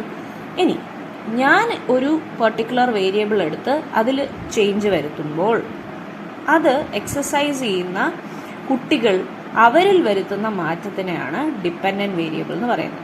ഞാൻ വരുത്തുന്ന മാനിപ്പുലേഷനെ ബേസ് ചെയ്തുകൊണ്ട് എൻ്റെ സാമ്പിളിൽ ഏതെങ്കിലും ഒരു വേരിയബിൾ ചേഞ്ച് ചെയ്യുകയാണെങ്കിൽ then that is called as the dependent variable. ഇവിടെ the variable that is being measured in the study ആരാണ്? മോട്ടിവേഷനാണ്. And it is changing according to the change that is being happening in the independent variable. അതുകൊണ്ട് നമ്മുടെ മോട്ടിവേഷനാണ് ഇവിടുത്തെ dependent variable. ഇനി അടുത്തതാണ് intervening variable. So intervening variable എന്ന് പറയുമ്പോഴത്തേക്കും എനിക്കറിയാം, ഞാൻ ഇവിടുത്തെ എൻ്റെ independent variable which is the new teaching method മാറ്റിയപ്പോൾ എൻ്റെ കുട്ടികളുടെ മോട്ടിവേഷൻ എന്ത് ചെയ്തു? കൂടി. എൻ്റെ ഡിപ്പെൻഡൻറ്റ് വേരിയബിൾസ്, എൻ്റെ ഇൻഡിപെൻഡൻറ്റ് വേരിയബിൾ മാറ്റിയപ്പോൾ എൻ്റെ ഡിപ്പെൻഡൻറ്റ് വേരിയബിൾ കൂടി. പക്ഷേ ഇവർ തമ്മിൽ ഇത് അപ്പം എനിക്ക് പറയാം ഇതെൻ്റെ കോസാണ്. What is my cause? എൻ്റെ ന്യൂ ടീച്ചിങ് മെത്തേഡാണ് കോസ്. ഈ കുട്ടികളിൽ വന്ന എഫക്റ്റ് എന്താണ്? മോട്ടിവേഷൻ കൂടി. സോ ഇൻഡിപെൻഡൻറ്റ് വേരിയബിളിനെ നമുക്ക് ഇങ്ങനെ വിളിക്കാം, it is a cause, whereas dependent variable is the effect. ഇപ്പം ഇവർ കോസും സംഭവിച്ചു, എഫക്റ്റും ഉണ്ടായിരുന്നു. പക്ഷെ ഇവരെ തമ്മിൽ ലിങ്ക് ചെയ്യുന്ന ഒരു കാര്യമുണ്ടല്ലേ. അപ്പം എൻ്റെ ന്യൂ ടീച്ചിങ് മെത്തേഡിലെ എന്ത് കാര്യമാണ് കുട്ടികൾക്ക് പഠിക്കാനുള്ള മോട്ടിവേഷൻ കൂട്ടിയത്? ഞാൻ പറയുന്നു, എൻ്റെ പുതിയ ടീച്ചിങ് മെത്തേഡിൽ ഞാൻ കുറേ ICT ടൂൾസ് ഉപയോഗിച്ചിട്ടുണ്ടായിരുന്നു. ആ ICT ടൂൾസിൻ്റെ ഉപയോഗമാണ് കുട്ടികളുടെ മോട്ടിവേഷൻ ലെവൽസ് ഇൻക്രീസ് ചെയ്തതെന്ന് പറയുകയാണെങ്കിൽ then the ICT tools here is my intervening variable. So it is the internal process that links the cause and effect. എൻ്റെ ന്യൂ ടീച്ചിങ് മെത്തേഡും എൻ്റെ കുട്ടികളുടെ മോട്ടിവേഷനെയും തമ്മിൽ കോസ് ആൻഡ് എഫക്റ്റ് ആയിട്ട് ലിങ്ക് ചെയ്തത് എൻ്റെ ന്യൂ ടീച്ചിങ് മെത്തേഡിനകത്തുള്ള എൻ്റെ ICT ടൂൾസ് ആയിരുന്നു. സോ എൻ്റെ ICT ടൂൾസ് ആണ് ഇവിടുത്തെ intervening variable. Now we have something called the extraneous variable. അപ്പം ഞാനൊരു സ്റ്റഡി നടത്തിക്കൊണ്ടിരിക്കുകയാണ്. അപ്പം ഞാൻ എൻ്റെ ക്ലാസ്സിലെ കുട്ടികളുടെ ആങ്സൈറ്റി ലെവൽ കുറയ്ക്കാനാണ് നോക്കുന്നത്. ഞാൻ ആ ആങ്സൈറ്റി ലെവൽ കുറയ്ക്കാൻ വേണ്ടി എല്ലാ ദിവസവും രാവിലെ കുട്ടികൾ ക്ലാസ്സിൽ വരുമ്പോൾ ആദ്യത്തെ 10 മിനിറ്റ് യോഗ ചെയ്യിച്ചതിന് ശേഷമാണ് ക്ലാസ് തുടങ്ങുന്നത്. അപ്പം ഞാൻ ആദ്യം തുടങ്ങുമ്പോൾ തന്നെ കുട്ടികളുടെ ആങ്സൈറ്റി ലെവൽ മെഷർ ചെയ്യും. എന്നിട്ട് പിന്നെ അങ്ങോട്ടുള്ള ഒരു 2-3 മാസം രാവിലെ 10 മിനിറ്റ് യോഗ ചെയ്യിച്ചതിന് ശേഷം ആണ് ക്ലാസ് എടുക്കുന്നത്. എന്നിട്ട് ഇതിൻ്റെ ഈ ഇടയിലുള്ള കുറേ പീരീഡ്സിൽ ഇവരുടെ ആങ്സൈറ്റി ചെക്ക് ചെയ്തുകൊണ്ടിരിക്കും. ഈ 3 മാസം എന്നുള്ള ലോങ് പീരീഡിൻ്റെ ഇടയിൽ ഇടയ്ക്കിടയ്ക്ക് ആങ്സൈറ്റി ചെക്ക് ചെയ്തുകൊണ്ടിരിക്കും. അപ്പോൾ വാട്ട് ആം ഐ എക്സ്പെക്ടിങ്? കുട്ടികളുടെ ആങ്സൈറ്റി ലെവൽ എന്ത് ചെയ്യണം? കുറഞ്ഞുകൊണ്ടേ ഇരിക്കണം അല്ലേ? കുട്ടികളുടെ ആങ്സൈറ്റി ലെവൽ കുറഞ്ഞുകൊണ്ടേ ഇരിക്കണം. പക്ഷേ ഞാൻ നോക്കുമ്പോൾ എൻ്റെ കുട്ടികളുടെ ആങ്സൈറ്റി ലെവൽ കുറയുന്നില്ല. ഒരുപാട് പേരുടേത് അതേപോലെ തന്നെ ആ ലെവലിൽ തന്നെ നിൽക്കുകയാണ്, കുറയുന്നതേ ഇല്ല. അപ്പോൾ അവിടെ എന്തോ ഒരു പ്രശ്നം ഉണ്ട്. ഞാൻ എൻ്റെ പുതിയ method of making them do yoga in the morning is not actually helping me to decrease anxiety levels for some students. Almost എല്ലാവരുടെയും കുറഞ്ഞു. ഇവിടെ ഒരു 4-5 പേരുടെ ആങ്സൈറ്റി ലെവൽ എന്ത് ചെയ്യുന്നില്ല? കുറയുന്നില്ല.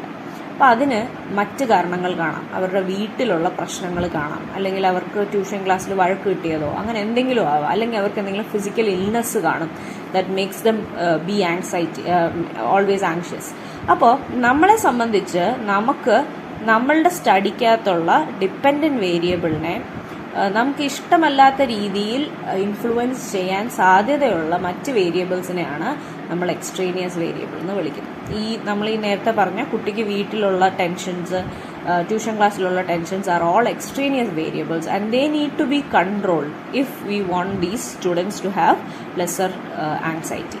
അതാണ് എക്സ്ട്രേനിയസ് വേരിയബിൾ എന്ന് പറയുന്നത്. നമ്മളുടെ സ്റ്റഡിക്കകത്ത് നമ്മളുടെ ഇൻട്രസ്റ്റ് എന്ന് പറയുന്നത് എല്ലാവരുടെ ആങ്സൈറ്റി ലെവൽ കുറയണമെന്നാണ്. പക്ഷെ കുറേ പേരുടെ കുറയുന്നില്ല.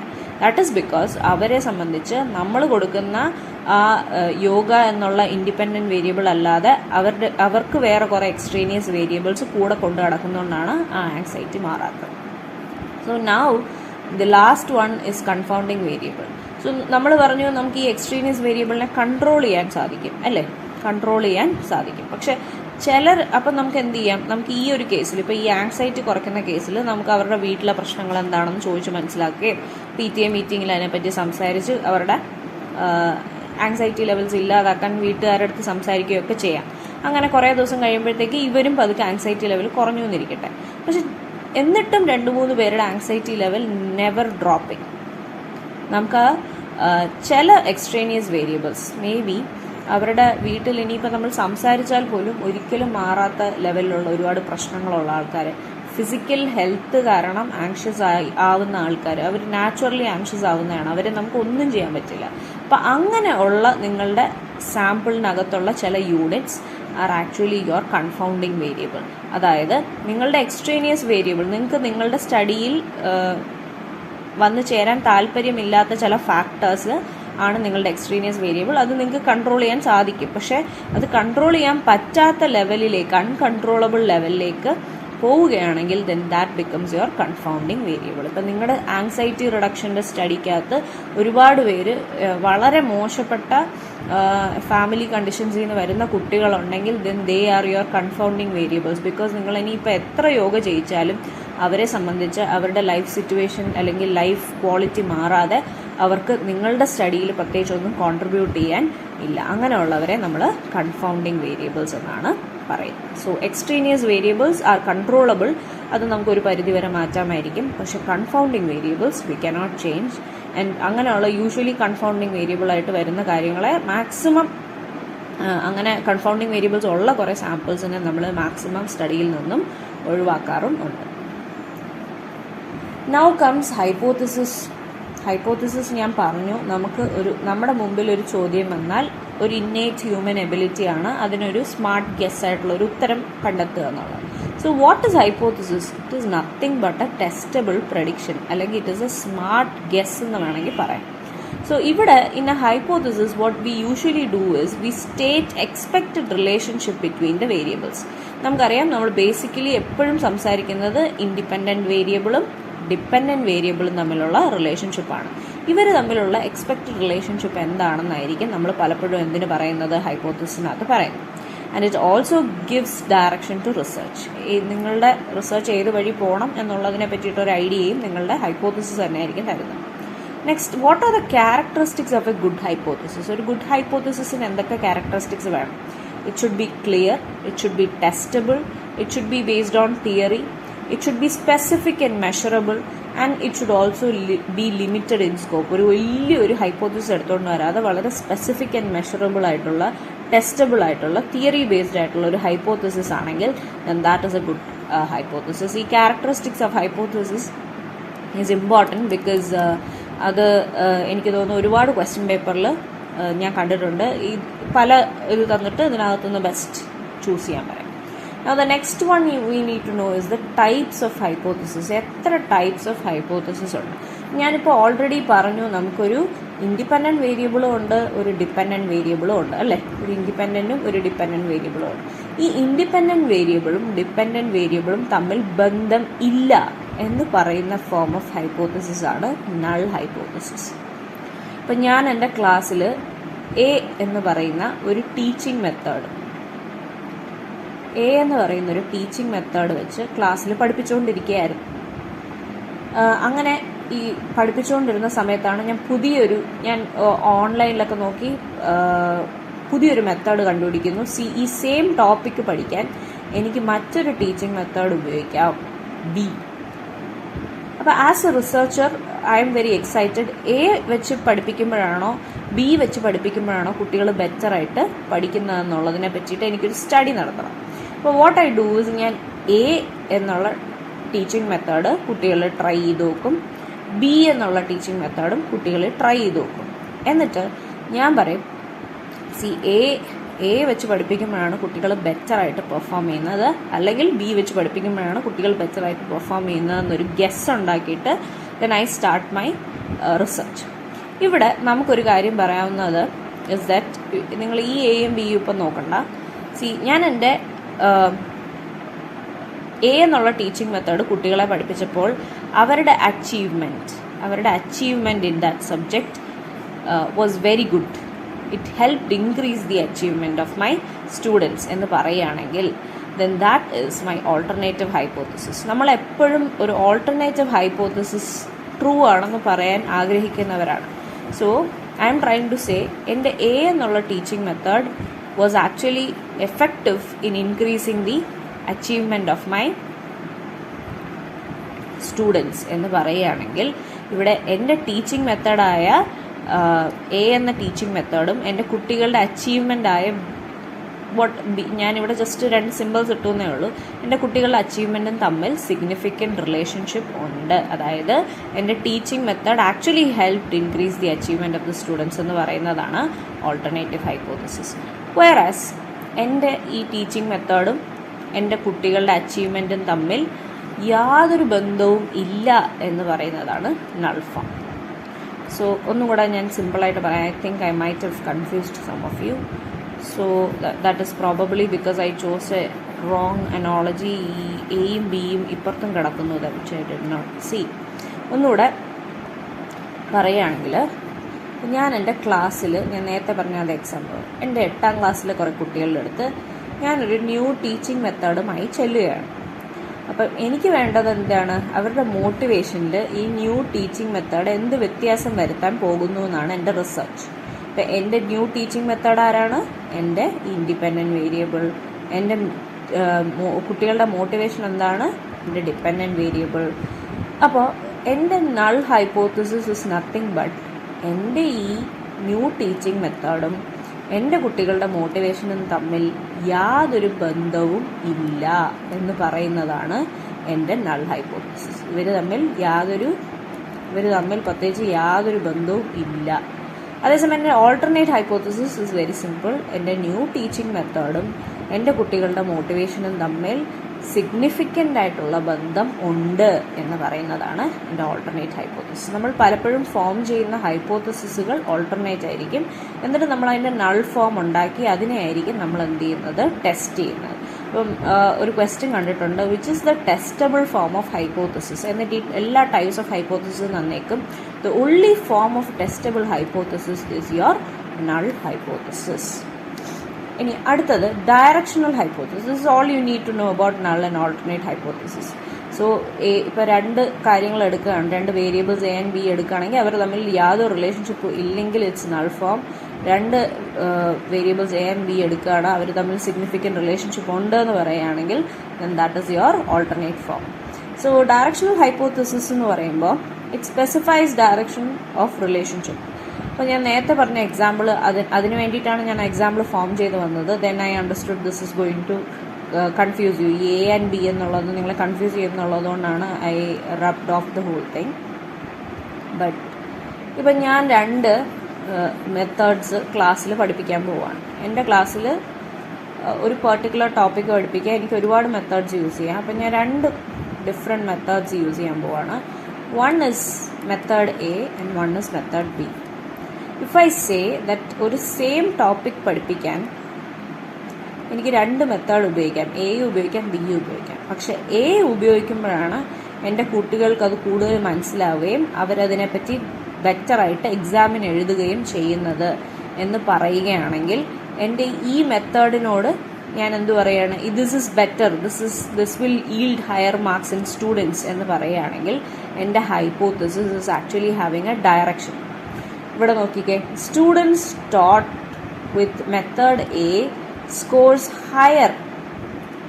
Higher than those taught with method B എന്ന് പറഞ്ഞു കഴിഞ്ഞാൽ it is A directional hypothesis. നമുക്ക് ഒരു പെർട്ടിക്കുലർ മെത്തേഡ് മറ്റേ പെർട്ടിക്കുലർ മെത്തേഡിനേക്കാൾ കൂടുതൽ മാർക്ക് കുട്ടികളിൽ ഈൽഡ് ചെയ്യും എന്നാണ് പറയുന്നത്. So that is actually directional. ഇനി നമുക്കുള്ള മറ്റൊരു ടൈപ്പ് ഓഫ് റിസർച്ച്, ഇതിനെ 2 ഒരു സെറ്റായിട്ടാണ് പറയുന്നത്, നൾ ആൻഡ് ഓൾട്ടർനേറ്റ്. അതുപോലെ ഡയറക്ഷണൽ ആൻഡ് നോൺ ഡയറക്ഷണലും ഒരു സെറ്റായിട്ടാണ് പറയുന്നത്.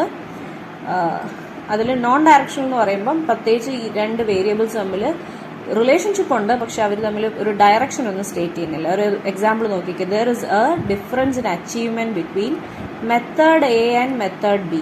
ഇവർ രണ്ട് മെത്തേഡിൽ പഠിപ്പിക്കുമ്പോൾ 2 ടൈപ്പ് ഓഫ് അച്ചീവ്മെന്റ് ആണ് കുട്ടികളിൽ വരുന്നത്, 2 ടൈപ്പ് ഓഫ് മാർക്സ് ആണ് അവർ വരുന്നത്. പക്ഷെ ഇതിൽ ഏതാണ് കൂടുതൽ ഏതാണ് കുറവ് എന്ന് പറഞ്ഞിട്ടില്ലെങ്കിൽ that is the non directional hypothesis. So there is difference in achievement between method A and B എന്ന് പറയുന്നുണ്ടെങ്കിൽ that is non directional. And ഒന്ന് മറ്റേനേക്കാൾ കൂടുതലാണ് എന്ന് പറയുന്നുണ്ടെങ്കിൽ then that is directional. This is very important. ഇതിൻ്റെ ക്വസ്റ്റ്യൻസ് വന്നിട്ടുണ്ട്. Then the third set of type of hypothesis is simple hypothesis and complex hypothesis. So simple hypothesis എന്ന് പറയുന്നത് ഒരു ഇൻഡിപെൻഡൻറ്റ് വേരിയബിളും ഒരു ഡിപ്പെൻഡൻറ്റ് വേരിയബിളും വെച്ച് ഫോം ചെയ്യുന്ന ഹൈപ്പോത്തിസിസിനെയാണ് സിമ്പിൾ ഹൈപ്പോത്തിസിസ് എന്ന് പറയുന്നത്. But when there are multiple, അതായത് ഒന്നിൽ കൂടുതൽ ഇൻഡിപെൻഡൻറ്റ് വേരിയബിൾസും ഒന്നിൽ കൂടുതൽ ഡിപ്പെൻഡൻറ്റ് വേരിയബിൾസിനെയും വെച്ച് ഫോം ചെയ്യുന്ന ഹൈപ്പോത്തിസിസുകൾ are called as complex hypothesis. സിമ്പിളാണ്. Now we come to population and sample. So population is nothing but എനിക്ക് സ്റ്റഡി ചെയ്യേണ്ടത് നമ്മുടെ കേരളത്തിലുള്ള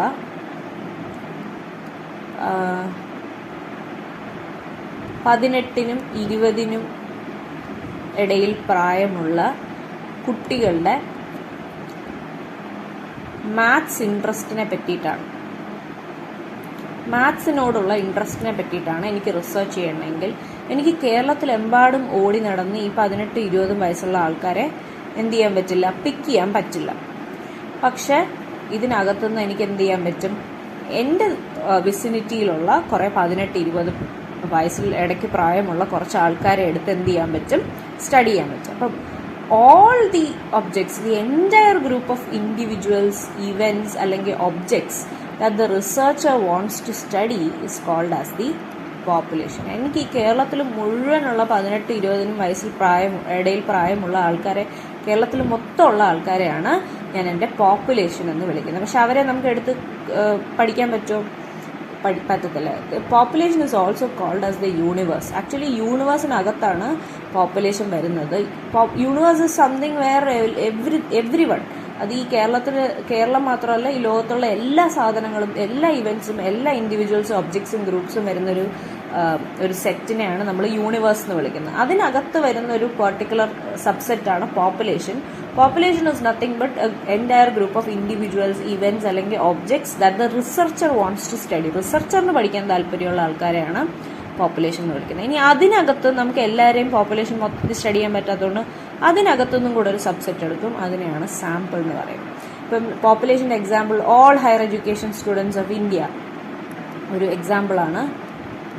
all higher education students of India ഒരു എക്സാമ്പിളാണ്. ഓൾ ടീച്ചേഴ്സ് ഇൻ കേരള ഒരു എക്സാമ്പിൾ ഫോർ പോപ്പുലേഷനാണ്. അതുപോലെ all 10th grade science text books ഒരു പോപ്പുലേഷനാണ്. സോ പോപ്പുലേഷന് 2 ടൈപ്സ് ആണുള്ളത്. ഒന്ന് ടാർഗറ്റ് പോപ്പുലേഷൻ ആൻഡ് ഒന്ന് accessible population. So target population is the entire group the researcher wants to generalize findings. ഞാൻ ഈ പഠനം പഠിക്കുമ്പോൾ, ഈ മാത്ത് ഇൻട്രസ്റ്റിനെ പറ്റി 18-നും 20-നും ഇടയിൽ പ്രായമുള്ളവരെ പറ്റി പഠിക്കുമ്പോൾ ആ സാമ്പിളിൽ നിന്നുള്ള ഡേറ്റ എനിക്ക് എന്ത് ചെയ്യണം, ഒരു പോപ്പുലേഷന് വേണ്ടിയിട്ട് ജനറലൈസ് ചെയ്യണം. അപ്പം ആർക്ക് വേണ്ടിയിട്ടാണ്, എൻറ്റയർ ഗ്രൂപ്പ്, ആർക്ക് വേണ്ടിയിട്ടാണോ റിസർച്ചറിന് തൻ്റെ ഫൈൻഡിങ്സ് ജനറലൈസ് ചെയ്യേണ്ടത് അവരെയാണ് നമ്മൾ ടാർഗറ്റ് ഗ്രൂപ്പ് എന്ന് വിളിക്കുന്നത്. അതേസമയം accessible population, the portion of the target population available for sampling. എനിക്ക് കേരളത്തിലുള്ള 18-നും 20-നും ഇടയിൽ പ്രായമുള്ള എല്ലാവരെയും വേണം. പക്ഷെ ഇവരെ എല്ലാവരെയും എനിക്ക് കിട്ടുമോ? ഇല്ല. അപ്പം എന്നെ സംബന്ധിച്ചിപ്പോൾ പെട്ടെന്ന് അവൈലബിൾ തിരുവനന്തപുരത്തുള്ള കേരള യൂണിവേഴ്സിറ്റിക്ക് അകത്തുള്ള 18-നും 20-നും ഇടയിൽ പ്രായമുള്ള ആൾക്കാരെ ആയിരിക്കും. അങ്ങനെയാണെങ്കിൽ അതാണ് എൻ്റെ ആക്സസിബിൾ പോപ്പുലേഷൻ എന്ന് പറയുന്നത്. Next thing is sampling. Sampling ഞാൻ നേരത്തെ പറഞ്ഞതുപോലെ യൂണിവേഴ്സ് ഉണ്ട്, യൂണിവേഴ്സിനകത്തൊരു പോപ്പുലേഷൻ ഉണ്ട്. ആ പോപ്പുലേഷനകത്ത് ഉള്ള ഒരു സബ്സെറ്റ് ഓഫ് ദ പോപ്പുലേഷനാണ് സാമ്പിൾ എന്ന് പറയുന്നത്.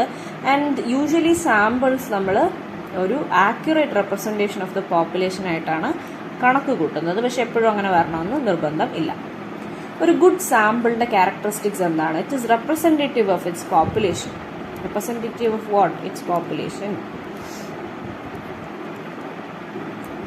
And it has adequate size. അത്യാവശ്യം വലിയൊരു സൈസ് ആയിരിക്കും സാമ്പിൾ. ഇപ്പം എന്നെ സംബന്ധിച്ച് 18 മുതൽ 20 വയസ്സ് വരെയുള്ള കേരളത്തിലെ കുട്ടികളെ എടുക്കുകയാണെങ്കിൽ ചിലപ്പം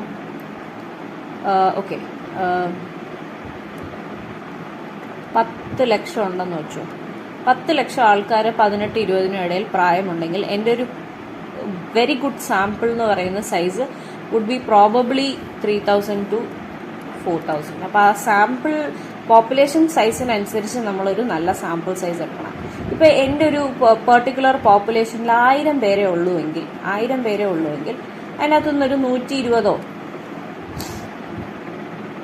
300 പേരെ എടുക്കുമ്പോൾ പോലും it becomes representative of the sample. അപ്പം നിങ്ങളുടെ അതേസമയം ഞാൻ ഈ 18-ും 20-ന്റെ ഇടയിലുള്ള 10 ലക്ഷം ആൾക്കാരെ റെപ്രസെൻറ്റ് ചെയ്യാൻ 3 പേരെ എടുത്തു കഴിഞ്ഞാൽ അതൊരു ഗുഡ് അഡിക്വേറ്റ് സൈസാണോ സാമ്പിളിന്? അല്ല. അപ്പം അതാണ് നിങ്ങൾ നിങ്ങളുടെ പോപ്പുലേഷൻ്റെ സൈസ് നോക്കിയതിന് ശേഷം മാത്രം എന്ത് ചെയ്യുക, സാമ്പിൾ സൈസ് എടുക്കുക. സാമ്പിൾ സൈസ് എങ്ങനെ എടുക്കാമെന്നുള്ളതിന് പല ഡിസിപ്ലിൻസിന് പല റൂൾ ഓഫ് തമ്പാണുള്ളത്. അപ്പം according to your discipline what it says you can choose an adequate sample size. And then നമ്മൾ അൺബയസ്ഡ് ആയിട്ട് വേണം സാമ്പിൾ എടുക്കാൻ. നമുക്കിപ്പം എനിക്ക് എൻ്റെ ക്ലാസ്സിൽ ഞാൻ നേരത്തെ പറഞ്ഞു എൻ്റെ ന്യൂ ടീച്ചിങ് മെത്തേഡ് കൊണ്ടുപോകുമ്പം മോട്ടിവേഷൻ അല്ല, എനിക്ക് കുട്ടികളുടെ അച്ചീവ്മെൻറ്റ് കൂടണം. അച്ചീവ്മെൻറ്റ് മീൻസ് അവരുടെ മാർക്സ് കൂടണം. I will change that achievement. ഞാൻ ഒരു പുതിയ ടീച്ചിങ് മെത്തേഡുമായിട്ട് പോകുമ്പോൾ എൻ്റെ കുട്ടികളുടെ ഇപ്പോഴത്തെ മാർക്കിൽ നിന്നും അവരെന്ത് ചെയ്യണം, ഇമ്പ്രൂവ് ചെയ്യണം. അപ്പം എനിക്കിവിടെ പ്രൂവ് ചെയ്യാൻ താല്പര്യമുള്ളത് എൻ്റെ പുതിയ ടീച്ചിങ് മെത്തേഡ് കാരണം കുട്ടികളുടെ മാർക്ക് ഇമ്പ്രൂവ് ചെയ്തു എന്നുള്ളതാണ്.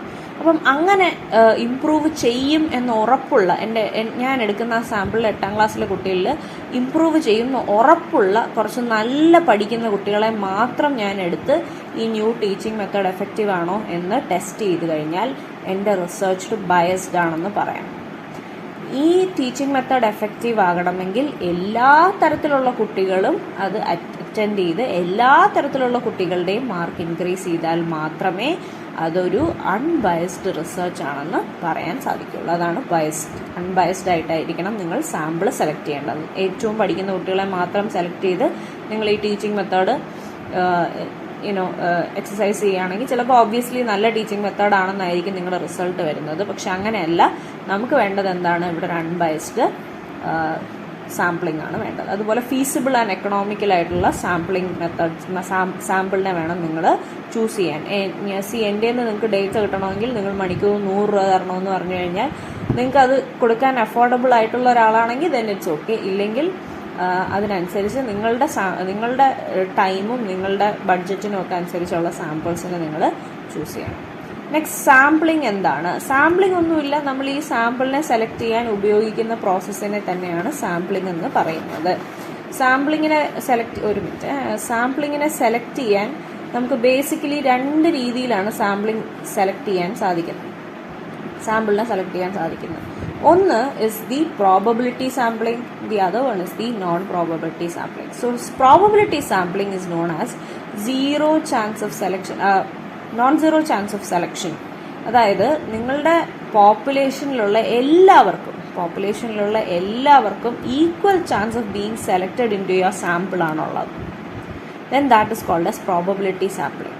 ഫോർ എക്സാമ്പിൾ, നമ്മളൊരു സർവേ ഒക്കെ നടത്തുമ്പോൾ, ഒരു കേരളമെമ്പാടുമുള്ളൊരു സർവേ നടത്തുമ്പോൾ അതിനകത്ത് നിന്ന് എടുക്കുന്ന സാമ്പിൾ എന്ന് പറയുന്നത് ചിലർ തിരുവനന്തപുരത്തു നിന്നായിരിക്കും, ചിലർ കോഴിക്കോട് നിന്നായിരിക്കും. പക്ഷേ ഈ കേരളത്തിലെമ്പാടുമുള്ള ആർക്ക് വേണോ നിങ്ങളുടെ സാമ്പിൾ ആവാനുള്ള ചാൻസ് ഉണ്ടെങ്കിൽ then that is called as probability സാമ്പിളിംഗ്. Every member of the population has non-zero chance of selection. എല്ലാവരും സെലക്ട് ചെയ്യപ്പെടാൻ ഹൈ ചാൻസ് ഉള്ളവരാണ്. And non probability sampling is the most representative sampling. എല്ലാവർക്കും, നമ്മുടെ പോപ്പുലേഷനകത്തുള്ള എല്ലാവർക്കും നിങ്ങളുടെ സാമ്പിൾ ആവാനുള്ള ചാൻസ് ഉള്ളതുകൊണ്ട് തന്നെ അത് highly representative of the population ആയിരിക്കും.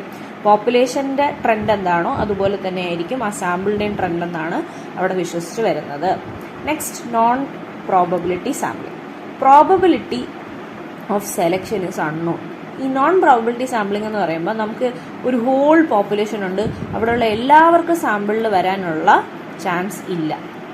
പകരം നമുക്കൊരു ഹോൾ പോപ്പുലേഷൻ ഉണ്ട്, പക്ഷേ നമുക്ക് ആക്സസിബിൾ ആയിട്ടുള്ള ചിലയിടത്ത് മാത്രമേ നമുക്ക് താല്പര്യമുള്ളൂ ഈ റിസർച്ച് ചെയ്യാനെങ്കിൽ that is called as non probability sampling. ഇനി നമുക്ക് പ്രോബബിലിറ്റി സാമ്പിളിംഗ് എന്താണെന്ന് നോക്കാം. അതിൻ്റെ definition and its types very very important. So probability സാമ്പിളിങ്ങിനകത്ത് there is always randomness of selection. നമ്മൾ റാൻഡം ആയിട്ടാണ് ആൾക്കാരെ സെലക്ട് ചെയ്യുന്നത്.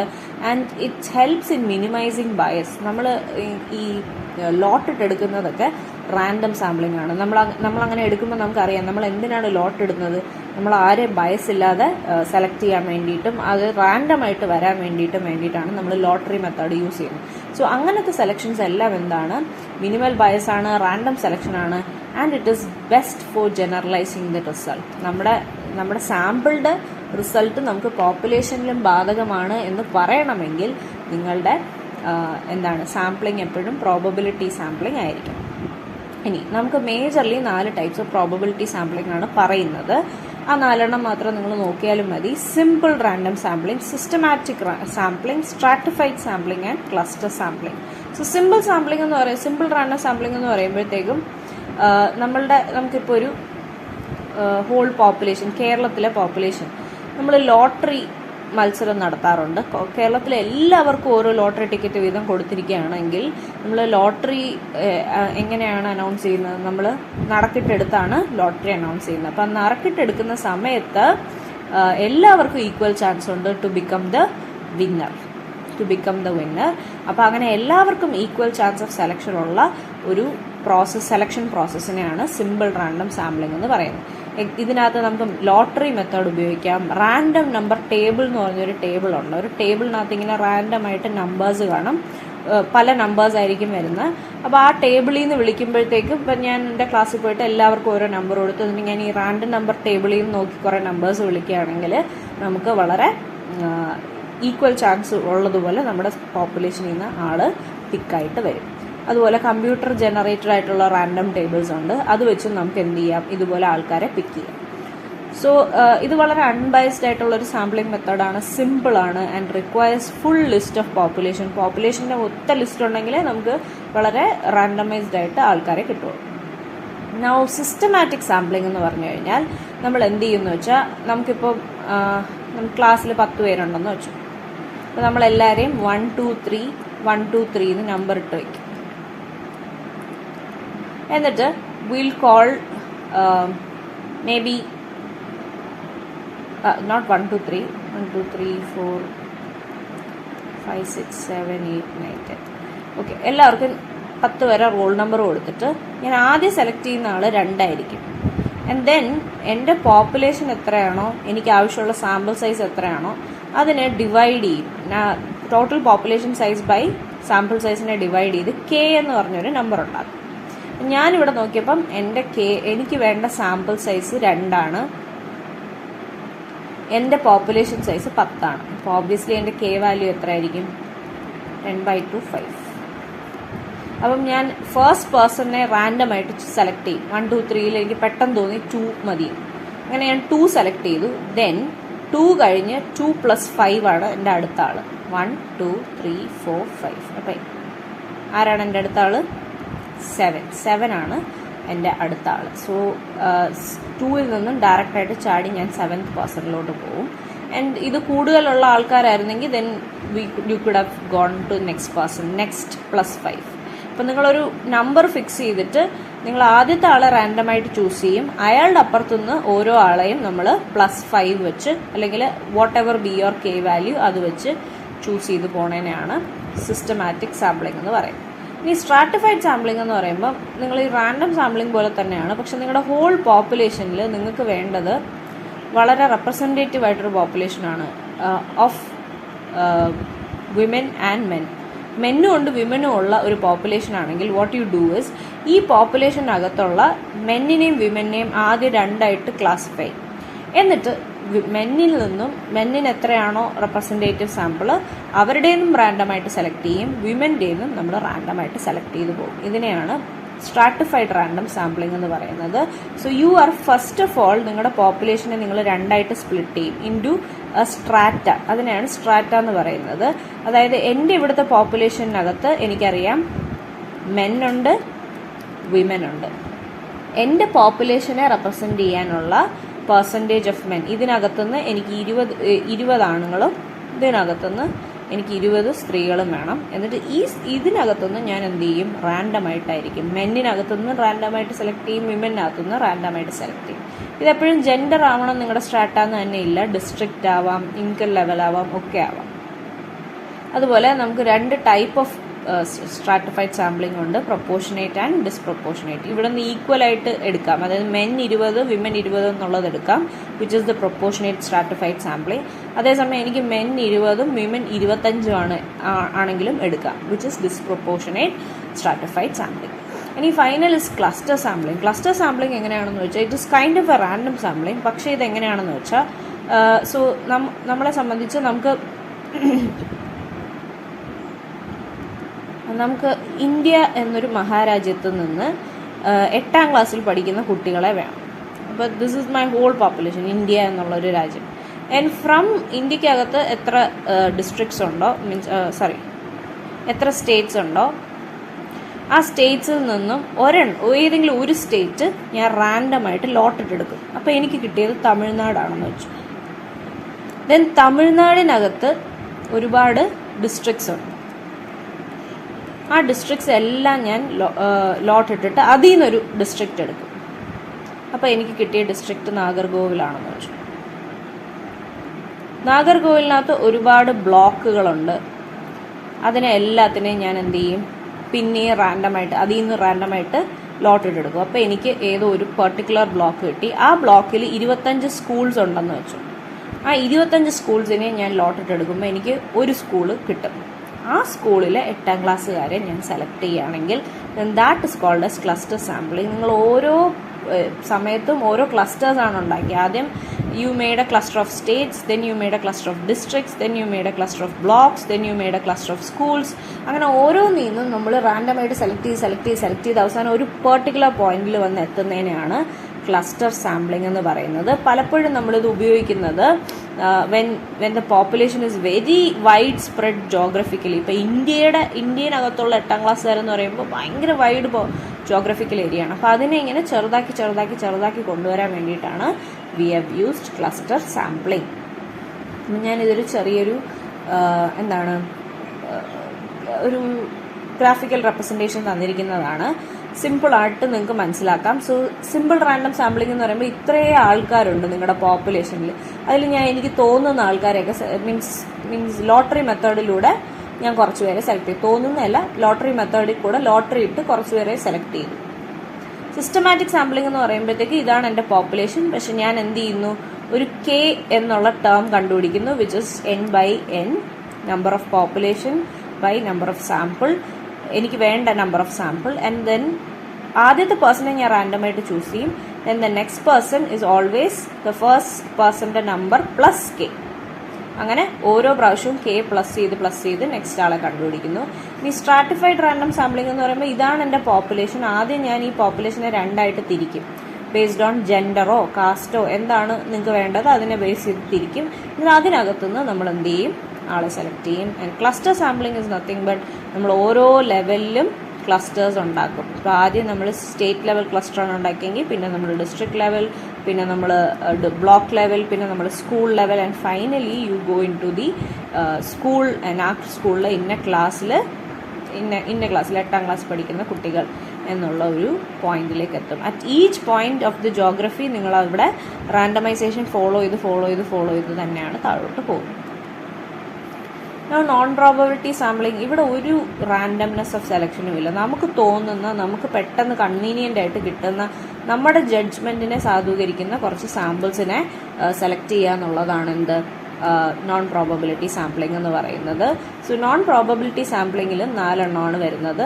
One is convenient sampling, next one is purposive sampling, other one is quota sampling, and finally snowball sampling. So convenient sampling എന്ന് പറഞ്ഞാൽ നമുക്ക് പെട്ടെന്ന് easily available ആയിട്ടുള്ള, ഇപ്പോൾ എനിക്ക് 8ാം ക്ലാസ്സിലെ കുട്ടികളുടെ അടുത്ത് ഒരു പുതിയ ന്യൂ ടീച്ചിങ് മെത്തേഡ് ട്രൈ ചെയ്തിട്ട് അത് എഫക്റ്റീവ് ആണോ എന്ന് ടെസ്റ്റ് ചെയ്യണമെങ്കിൽ എനിക്ക് ദൂരെ ഒന്നും പോകാൻ വയ്യ. എൻ്റെ വീടിൻ്റെ തൊട്ട് ബാക്കിലൊരു സ്കൂളുണ്ട്. അവിടെ പോയി ഞാൻ ഈസിലി കിട്ടുന്ന ഒരു 8ാം ക്ലാസ്സുകാരുടെ അവിടെ പോയി ഞാൻ ഈ മെത്തേഡ് ടെസ്റ്റ് ചെയ്യുകയാണെങ്കിൽ then that is called as convenient sampling. അതായത് students in your class, if you use students in your class for the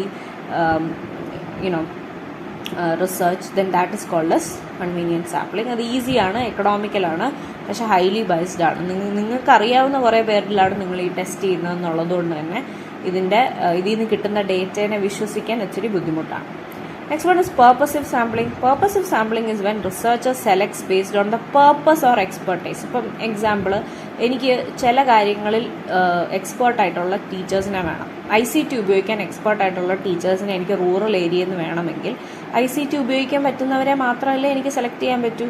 ഇപ്പോൾ you are always selecting the expert teachers only. അപ്പം അങ്ങനെ വളരെ ബയസ്ഡ് ആയിട്ടുള്ളൊരു selection criteria ആദ്യമേ വരുന്നുണ്ടെങ്കിൽ then that is called as purposive sampling. Choosing eco-conscious students intentionally, then that is actually purposive sampling. Next one കോട്ട sampling. കോട്ട sampling എന്ന് പറയുന്നത് നമ്മൾ നേരത്തെ കണ്ട ക്ലസ്റ്റർ സാമ്പിളിങ്ങിൻ്റെ ഒരു നോൺ പ്രോബബിലിറ്റി സാമ്പിളിംഗ് വേർഷനാണ്. ഇവിടെ researcher fills a quota from each group. ഒരുപാട് ഗ്രൂപ്പ്സ് ഉണ്ട്, അതിനകത്തുനിന്ന് നമ്മൾ എന്ത് ചെയ്യും, ചില ആൾക്കാരെ കോട്ട ഫില്ല് ചെയ്ത് വിടും. ഇനി അതിൻ്റെ ഒരു ഫിഗർ കാണിക്കുമ്പോൾ നിങ്ങൾക്ക് കുറച്ചുകൂടെ മനസ്സിലാവും. ആൻഡ് ദെൻ ഫൈനലി ഇതൊരു സ്നോബോൾ സാമ്പിളിംഗ്. സ്നോബോൾ സാമ്പിളിംഗ് എന്ന് പറയുമ്പോൾ നമ്മൾ പണ്ട് ഈ മണി ചെയിൻ തട്ടിപ്പെന്നൊക്കെ കേൾക്കുമായിരുന്നു. ഒരാൾ എന്ത് ചെയ്യണം, 3 പേരെ കണ്ടുപിടിക്കണം. അപ്പോഴത്തേക്ക് ഇയാൾക്ക് ഒരു ബോണസ് പോയിന്റ് കിട്ടും. ഈ 3 പേര് അടുത്ത 3 പേരെ കണ്ടുപിടിക്കണം. അതുപോലെ തന്നെയാണ് ഈ സ്നോബോൾ സാമ്പിളിങ്ങും. നമ്മളെ സംബന്ധിച്ച് ചില റിസർച്ചിനൊക്കെ പോകുമ്പോൾ, ഇപ്പോൾ ഫോർ എക്സാമ്പിൾ ഇപ്പോൾ നമ്മളൊരു ട്രാൻസ്ജെൻഡർ കമ്മ്യൂണിറ്റിയെ പറ്റി റിസർച്ച് ചെയ്യുകയാണെങ്കിൽ നമുക്ക് ചിലപ്പം നമുക്കാകെ ഒരാളെ മാത്രമേ അറിയാവുള്ളായിരിക്കും. ആ ഒരു ഇപ്പം മെഡിസിൻ പഠിക്കുന്ന ട്രാൻസ്ജെൻഡർ വിമനെ പറ്റിയിട്ട് നമുക്ക് റിസർച്ച് ചെയ്യണമെങ്കിൽ നമുക്കാകെ ഒരാളെ അറിയാവുള്ളായിരിക്കും. അപ്പം നമ്മൾ അയാളുടെ അടുത്ത് പോയി ഡേറ്റ കളക്ട് ചെയ്യും. അപ്പം അയാൾ എന്ത് ചെയ്യും, അയാൾക്കറിയാവുന്ന മറ്റ് 3 പേരെയും കൂടെ നമുക്ക് എന്ത് ചെയ്യും, കണക്ട് ചെയ്ത് തരും. And then you go to the other 3. അവർ നമ്മളുടെ അടുത്ത് അവർക്കറിയാവുന്ന കുറേ പേരെ എന്ത് ചെയ്യും, കണക്ട് ചെയ്ത് വരും. And then your sampling gross. ഈ സ്നോബോൾ എന്ന് പറയാനുള്ള കാരണം എന്താണെന്ന് വെച്ചാൽ, in the initial beginning you only have very small number of sample, but അവരുടെ കണക്ഷൻസ് വെച്ച് നിങ്ങളുടെ സാമ്പിളിംഗ് യൂണിറ്റ്സ് കൂടിക്കൂടി വരും. ഇപ്പം നമ്മൾ ഒരു മലയുടെ മുകളിൽ നിന്നൊരു സ്നോബോൾ എറിയുമ്പോൾ അത് താഴോട്ട് വരുംതോറും അതിൻ്റെ സൈസ് ഇങ്ങനെ കൂടിക്കൂടി വരും. അപ്പോൾ അതാണ് ഇൻ ദ ഇനിഷ്യൽ സ്റ്റാർട്ട് നിങ്ങൾക്ക് വളരെ കുഞ്ഞ് സാമ്പിളേ ഉള്ളൂ, ബട്ട് ഇൻ ദ പ്രോസസ്സ് നിങ്ങൾ കൂടുതൽ ആൾക്കാരെ നിങ്ങളുടെ സാമ്പിളായിട്ട് മാറ്റും. നമുക്ക് drug users, victims of abuse, marginalize ഗ്രൂപ്പ്സിനെയൊക്കെ എന്ത് ചെയ്യുമ്പോൾ സാമ്പിൾ യൂസ് ചെയ്യുമ്പോൾ നമുക്ക് ഈ സ്നോബോൾ സാമ്പിളിംഗ് ടെക്നിക്കാണ് യൂസ് ചെയ്യാൻ സാധിക്കുന്നത്. ഈ നോൺ പ്രോബബിലിറ്റി സാമ്പിളിംഗ് ടെക്നിക്കിൻ്റെ ഒരു ബുദ്ധിമുട്ട് എന്താണെന്ന് പറഞ്ഞാൽ, ഇതിൽ നിന്ന് കിട്ടുന്ന ഡേറ്റ നമുക്ക് ഒരിക്കലും ജനറലൈസ് ചെയ്യാൻ പറ്റത്തില്ല. ജനറലൈസബിലിറ്റി ഇല്ലാത്ത ഡേറ്റ ആയിരിക്കും. സോ ഇതാണ് നമുക്ക് ഇത്രയും പേരെയാണ് നമുക്ക് വേണ്ടത്. ഇവരെല്ലാമാണ് എൻ്റെ പോപ്പുലേഷനെ റെപ്രസെൻറ്റ് ചെയ്യുന്നത്. പക്ഷേ എനിക്ക് പെട്ടെന്ന് ഇവരെ മാത്രമേ കിട്ടുകയുള്ളൂ. അപ്പോൾ അവരെ ഈസിലി ആക്സസിബിൾ ആയിട്ട് എടുക്കുകയാണെങ്കിൽ then that is convenient sampling. ഇനി പേർപ്പസീവ് സാമ്പിളിംഗ്. ഇതാണ് എൻ്റെ പോപ്പുലേഷൻ, പക്ഷേ എനിക്ക് അത്യാവശ്യമായിട്ടുള്ള ആൾക്കാർ ഇവരെ മാത്രം മതി എങ്കിൽ അവരെ മാത്രം എടുത്തുകൊണ്ടുള്ള റിസർച്ചിനെയാണ് പേർപ്പസീവ് സാമ്പിളിംഗ്. എൻ്റെ പേർപ്പസിന് വേണ്ടിയിട്ട്, എൻ്റെ പേർപ്പസിനെ മീറ്റ് ചെയ്യുന്ന ആൾക്കാരെ മാത്രം എടുക്കുന്നതിനാണ് പേർപ്പസീവ് സാമ്പിളിംഗ് എന്ന് പറയുന്നത്. ഇനി കോട്ട സാമ്പിളിംഗ്, എൻ്റെ പോപ്പുലേഷനിൽ പല തരം തിരിവുകളുണ്ട് അല്ലേ. ഇവിടെ തന്നെ നമുക്ക് പല രീതിയിലുള്ള ആൾക്കാരെ കാണാം. അപ്പം ആ ഓരോ തരം തിരിവിൽ നിന്നും ഓരോ ആളെ എടുക്കുന്നതിനെയാണ് കോട്ട സാമ്പിളിംഗ് എന്ന് പറയുന്നത്. ഇനി സ്നോബോൾ സാമ്പിളിംഗ് എന്ന് പറയുമ്പോൾ നിങ്ങൾക്ക് ആദ്യം 2 പേരെ മാത്രമേ സാമ്പിളായിട്ട് കിട്ടുകയുള്ളൂ. ഇനി അവരിൽ നിന്നാണ് നിങ്ങൾ കൂടുതൽ ആൾക്കാരെ എന്ത് ചെയ്യേണ്ടത്, കണ്ടുപിടിക്കേണ്ടത്. ഇതാണ് നോൺ പ്രോബബിലിറ്റി സാമ്പിളിംഗ് എന്ന് പറയുന്നത്. ഇനി നമുക്ക് പ്രോബബിലിറ്റി സാമ്പിളിങ്ങും നോൺ പ്രോബബിലിറ്റി സാമ്പിളിങ്ങിൻ്റെ ഫീച്ചേഴ്സും കൂടെ നോക്കാം. സോ നോൺ പ്രോബബിലിറ്റി സാമ്പിളിങ്ങിൽ നമ്മൾ റാൻഡം സെലക്ഷൻ എന്ന് പറയുന്ന മെത്തേഡാണ് ഫോളോ ചെയ്യുന്നത്. എല്ലാവർക്കും ഈക്വൽ ചാൻസ്, പോപ്പുലേഷനിലുള്ള എല്ലാവർക്കും has equal chance to become part of the sample.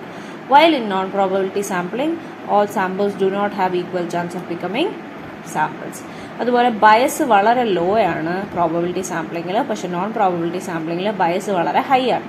അതുകൊണ്ട് തന്നെ എന്തില്ല, generalizability of result of the sample to the population ഇല്ല. ഇവിടെ നമുക്ക് എന്ത് ചെയ്യാം, വളരെ നല്ലപോലെ ജനറലൈസ് ചെയ്യാം. നമുക്ക് എന്ത് റിസൾട്ട് കിട്ടിയാലും ആ സാമ്പിളിന് കിട്ടിയ റിസൾട്ട് പോപ്പുലേഷനും ബാധകമാണ് എന്ന് ജനറലൈസ് ചെയ്യാൻ സാധിക്കും. ഇനി പ്രോബബിലിറ്റി റെപ്രസെൻറ്റേറ്റീവ് ആണോ? പ്രോബബിലിറ്റിയിൽ ഹൈ റെപ്രസെൻറ്റേഷൻ ആണ് ഉള്ളത്. So we have high representativeness of sample in probability sampling and very limited അല്ലെങ്കിൽ no representation in probability sampling. ഇനി പ്രോബബിലിറ്റി സാമ്പിളിങ്ങിൽ നിന്നും കിട്ടുന്ന ഡേറ്റയെ നിങ്ങൾക്ക് ചെയ്യാൻ പറ്റുന്ന സ്റ്റാറ്റിസ്റ്റിക്കൽ ടെസ്റ്റിനെയാണ് പാരാമെട്രിക് ടെസ്റ്റ് എന്ന് പറയും. അതേസമയം നോൺ പ്രോബബിലിറ്റി സാമ്പിളിങ്ങിൽ നിന്ന് കിട്ടുന്ന ഡേറ്റയെ നിങ്ങൾക്ക് ചെയ്യാൻ പറ്റുന്ന സ്റ്റാറ്റിസ്റ്റിക്കൽ ടെസ്റ്റിനെ നോൺ പാരാമെട്രിക് ടെസ്റ്റ് എന്നാണ് പറയും. സോ പ്രോബബിലിറ്റി സാമ്പിളിങ്ങിൽ നിന്ന് വരുന്ന ഡേറ്റയെ പാരാമെട്രിക്, നോൺ പ്രോബബിലിറ്റി സാമ്പിളിങ്ങിൽ നിന്ന് വരുന്ന ഡേറ്റ ചെയ്യുന്ന ടെസ്റ്റ് നോൺ പാരാമെട്രിക് ടെസ്റ്റ്. പലപ്പോഴും ക്വാണ്ടിറ്റേറ്റീവ് ലാർജ് ആയിട്ടുള്ള സ്റ്റഡീസിനാണ് പ്രോബബിലിറ്റി സാമ്പിളിംഗ് ഉപയോഗിക്കുന്നത്. വേറെ ക്വാളിറ്റേറ്റീവ് ആൻഡ് പ്രിലിമിനറി സ്റ്റഡീസിന് നമുക്ക് non probability sampling methods use ചെയ്യാം. So when to use probability and non probability sampling methods? Probability sampling methods can be used for large scale surveys studies requiring generalization, whereas non-probability sampling when you are exploring a new phenomena, hard to reach ആയിട്ടുള്ള groups and small scale qualitative സ്റ്റഡീസിന് നിങ്ങൾക്ക് എന്ത് sampling ഉപയോഗിക്കാം? Non probability sampling ഉപയോഗിക്കാം. So thank you, that's it from my side. It was a really big class, അത്യാവശ്യം നീളമുള്ള ഒരു class ആയിരുന്നു. But every topic we discuss today is very very important. എന്തെങ്കിലും ഡൗട്ട് ഉണ്ടെങ്കിൽ നിങ്ങൾ താഴത്തെ കമൻറ്റ് ബോക്സിൽ കമൻറ്റ് ചെയ്യുക. Because these are very important topics. എന്തായാലും ക്വസ്റ്റ്യൻസ് കാണും.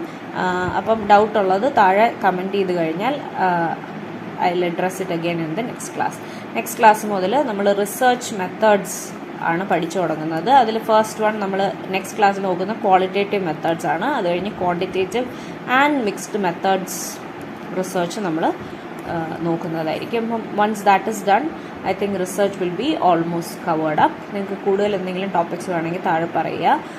I try my maximum best to cover a lot of topics for UGC NET before the exams. So thank you, stay tuned and bye.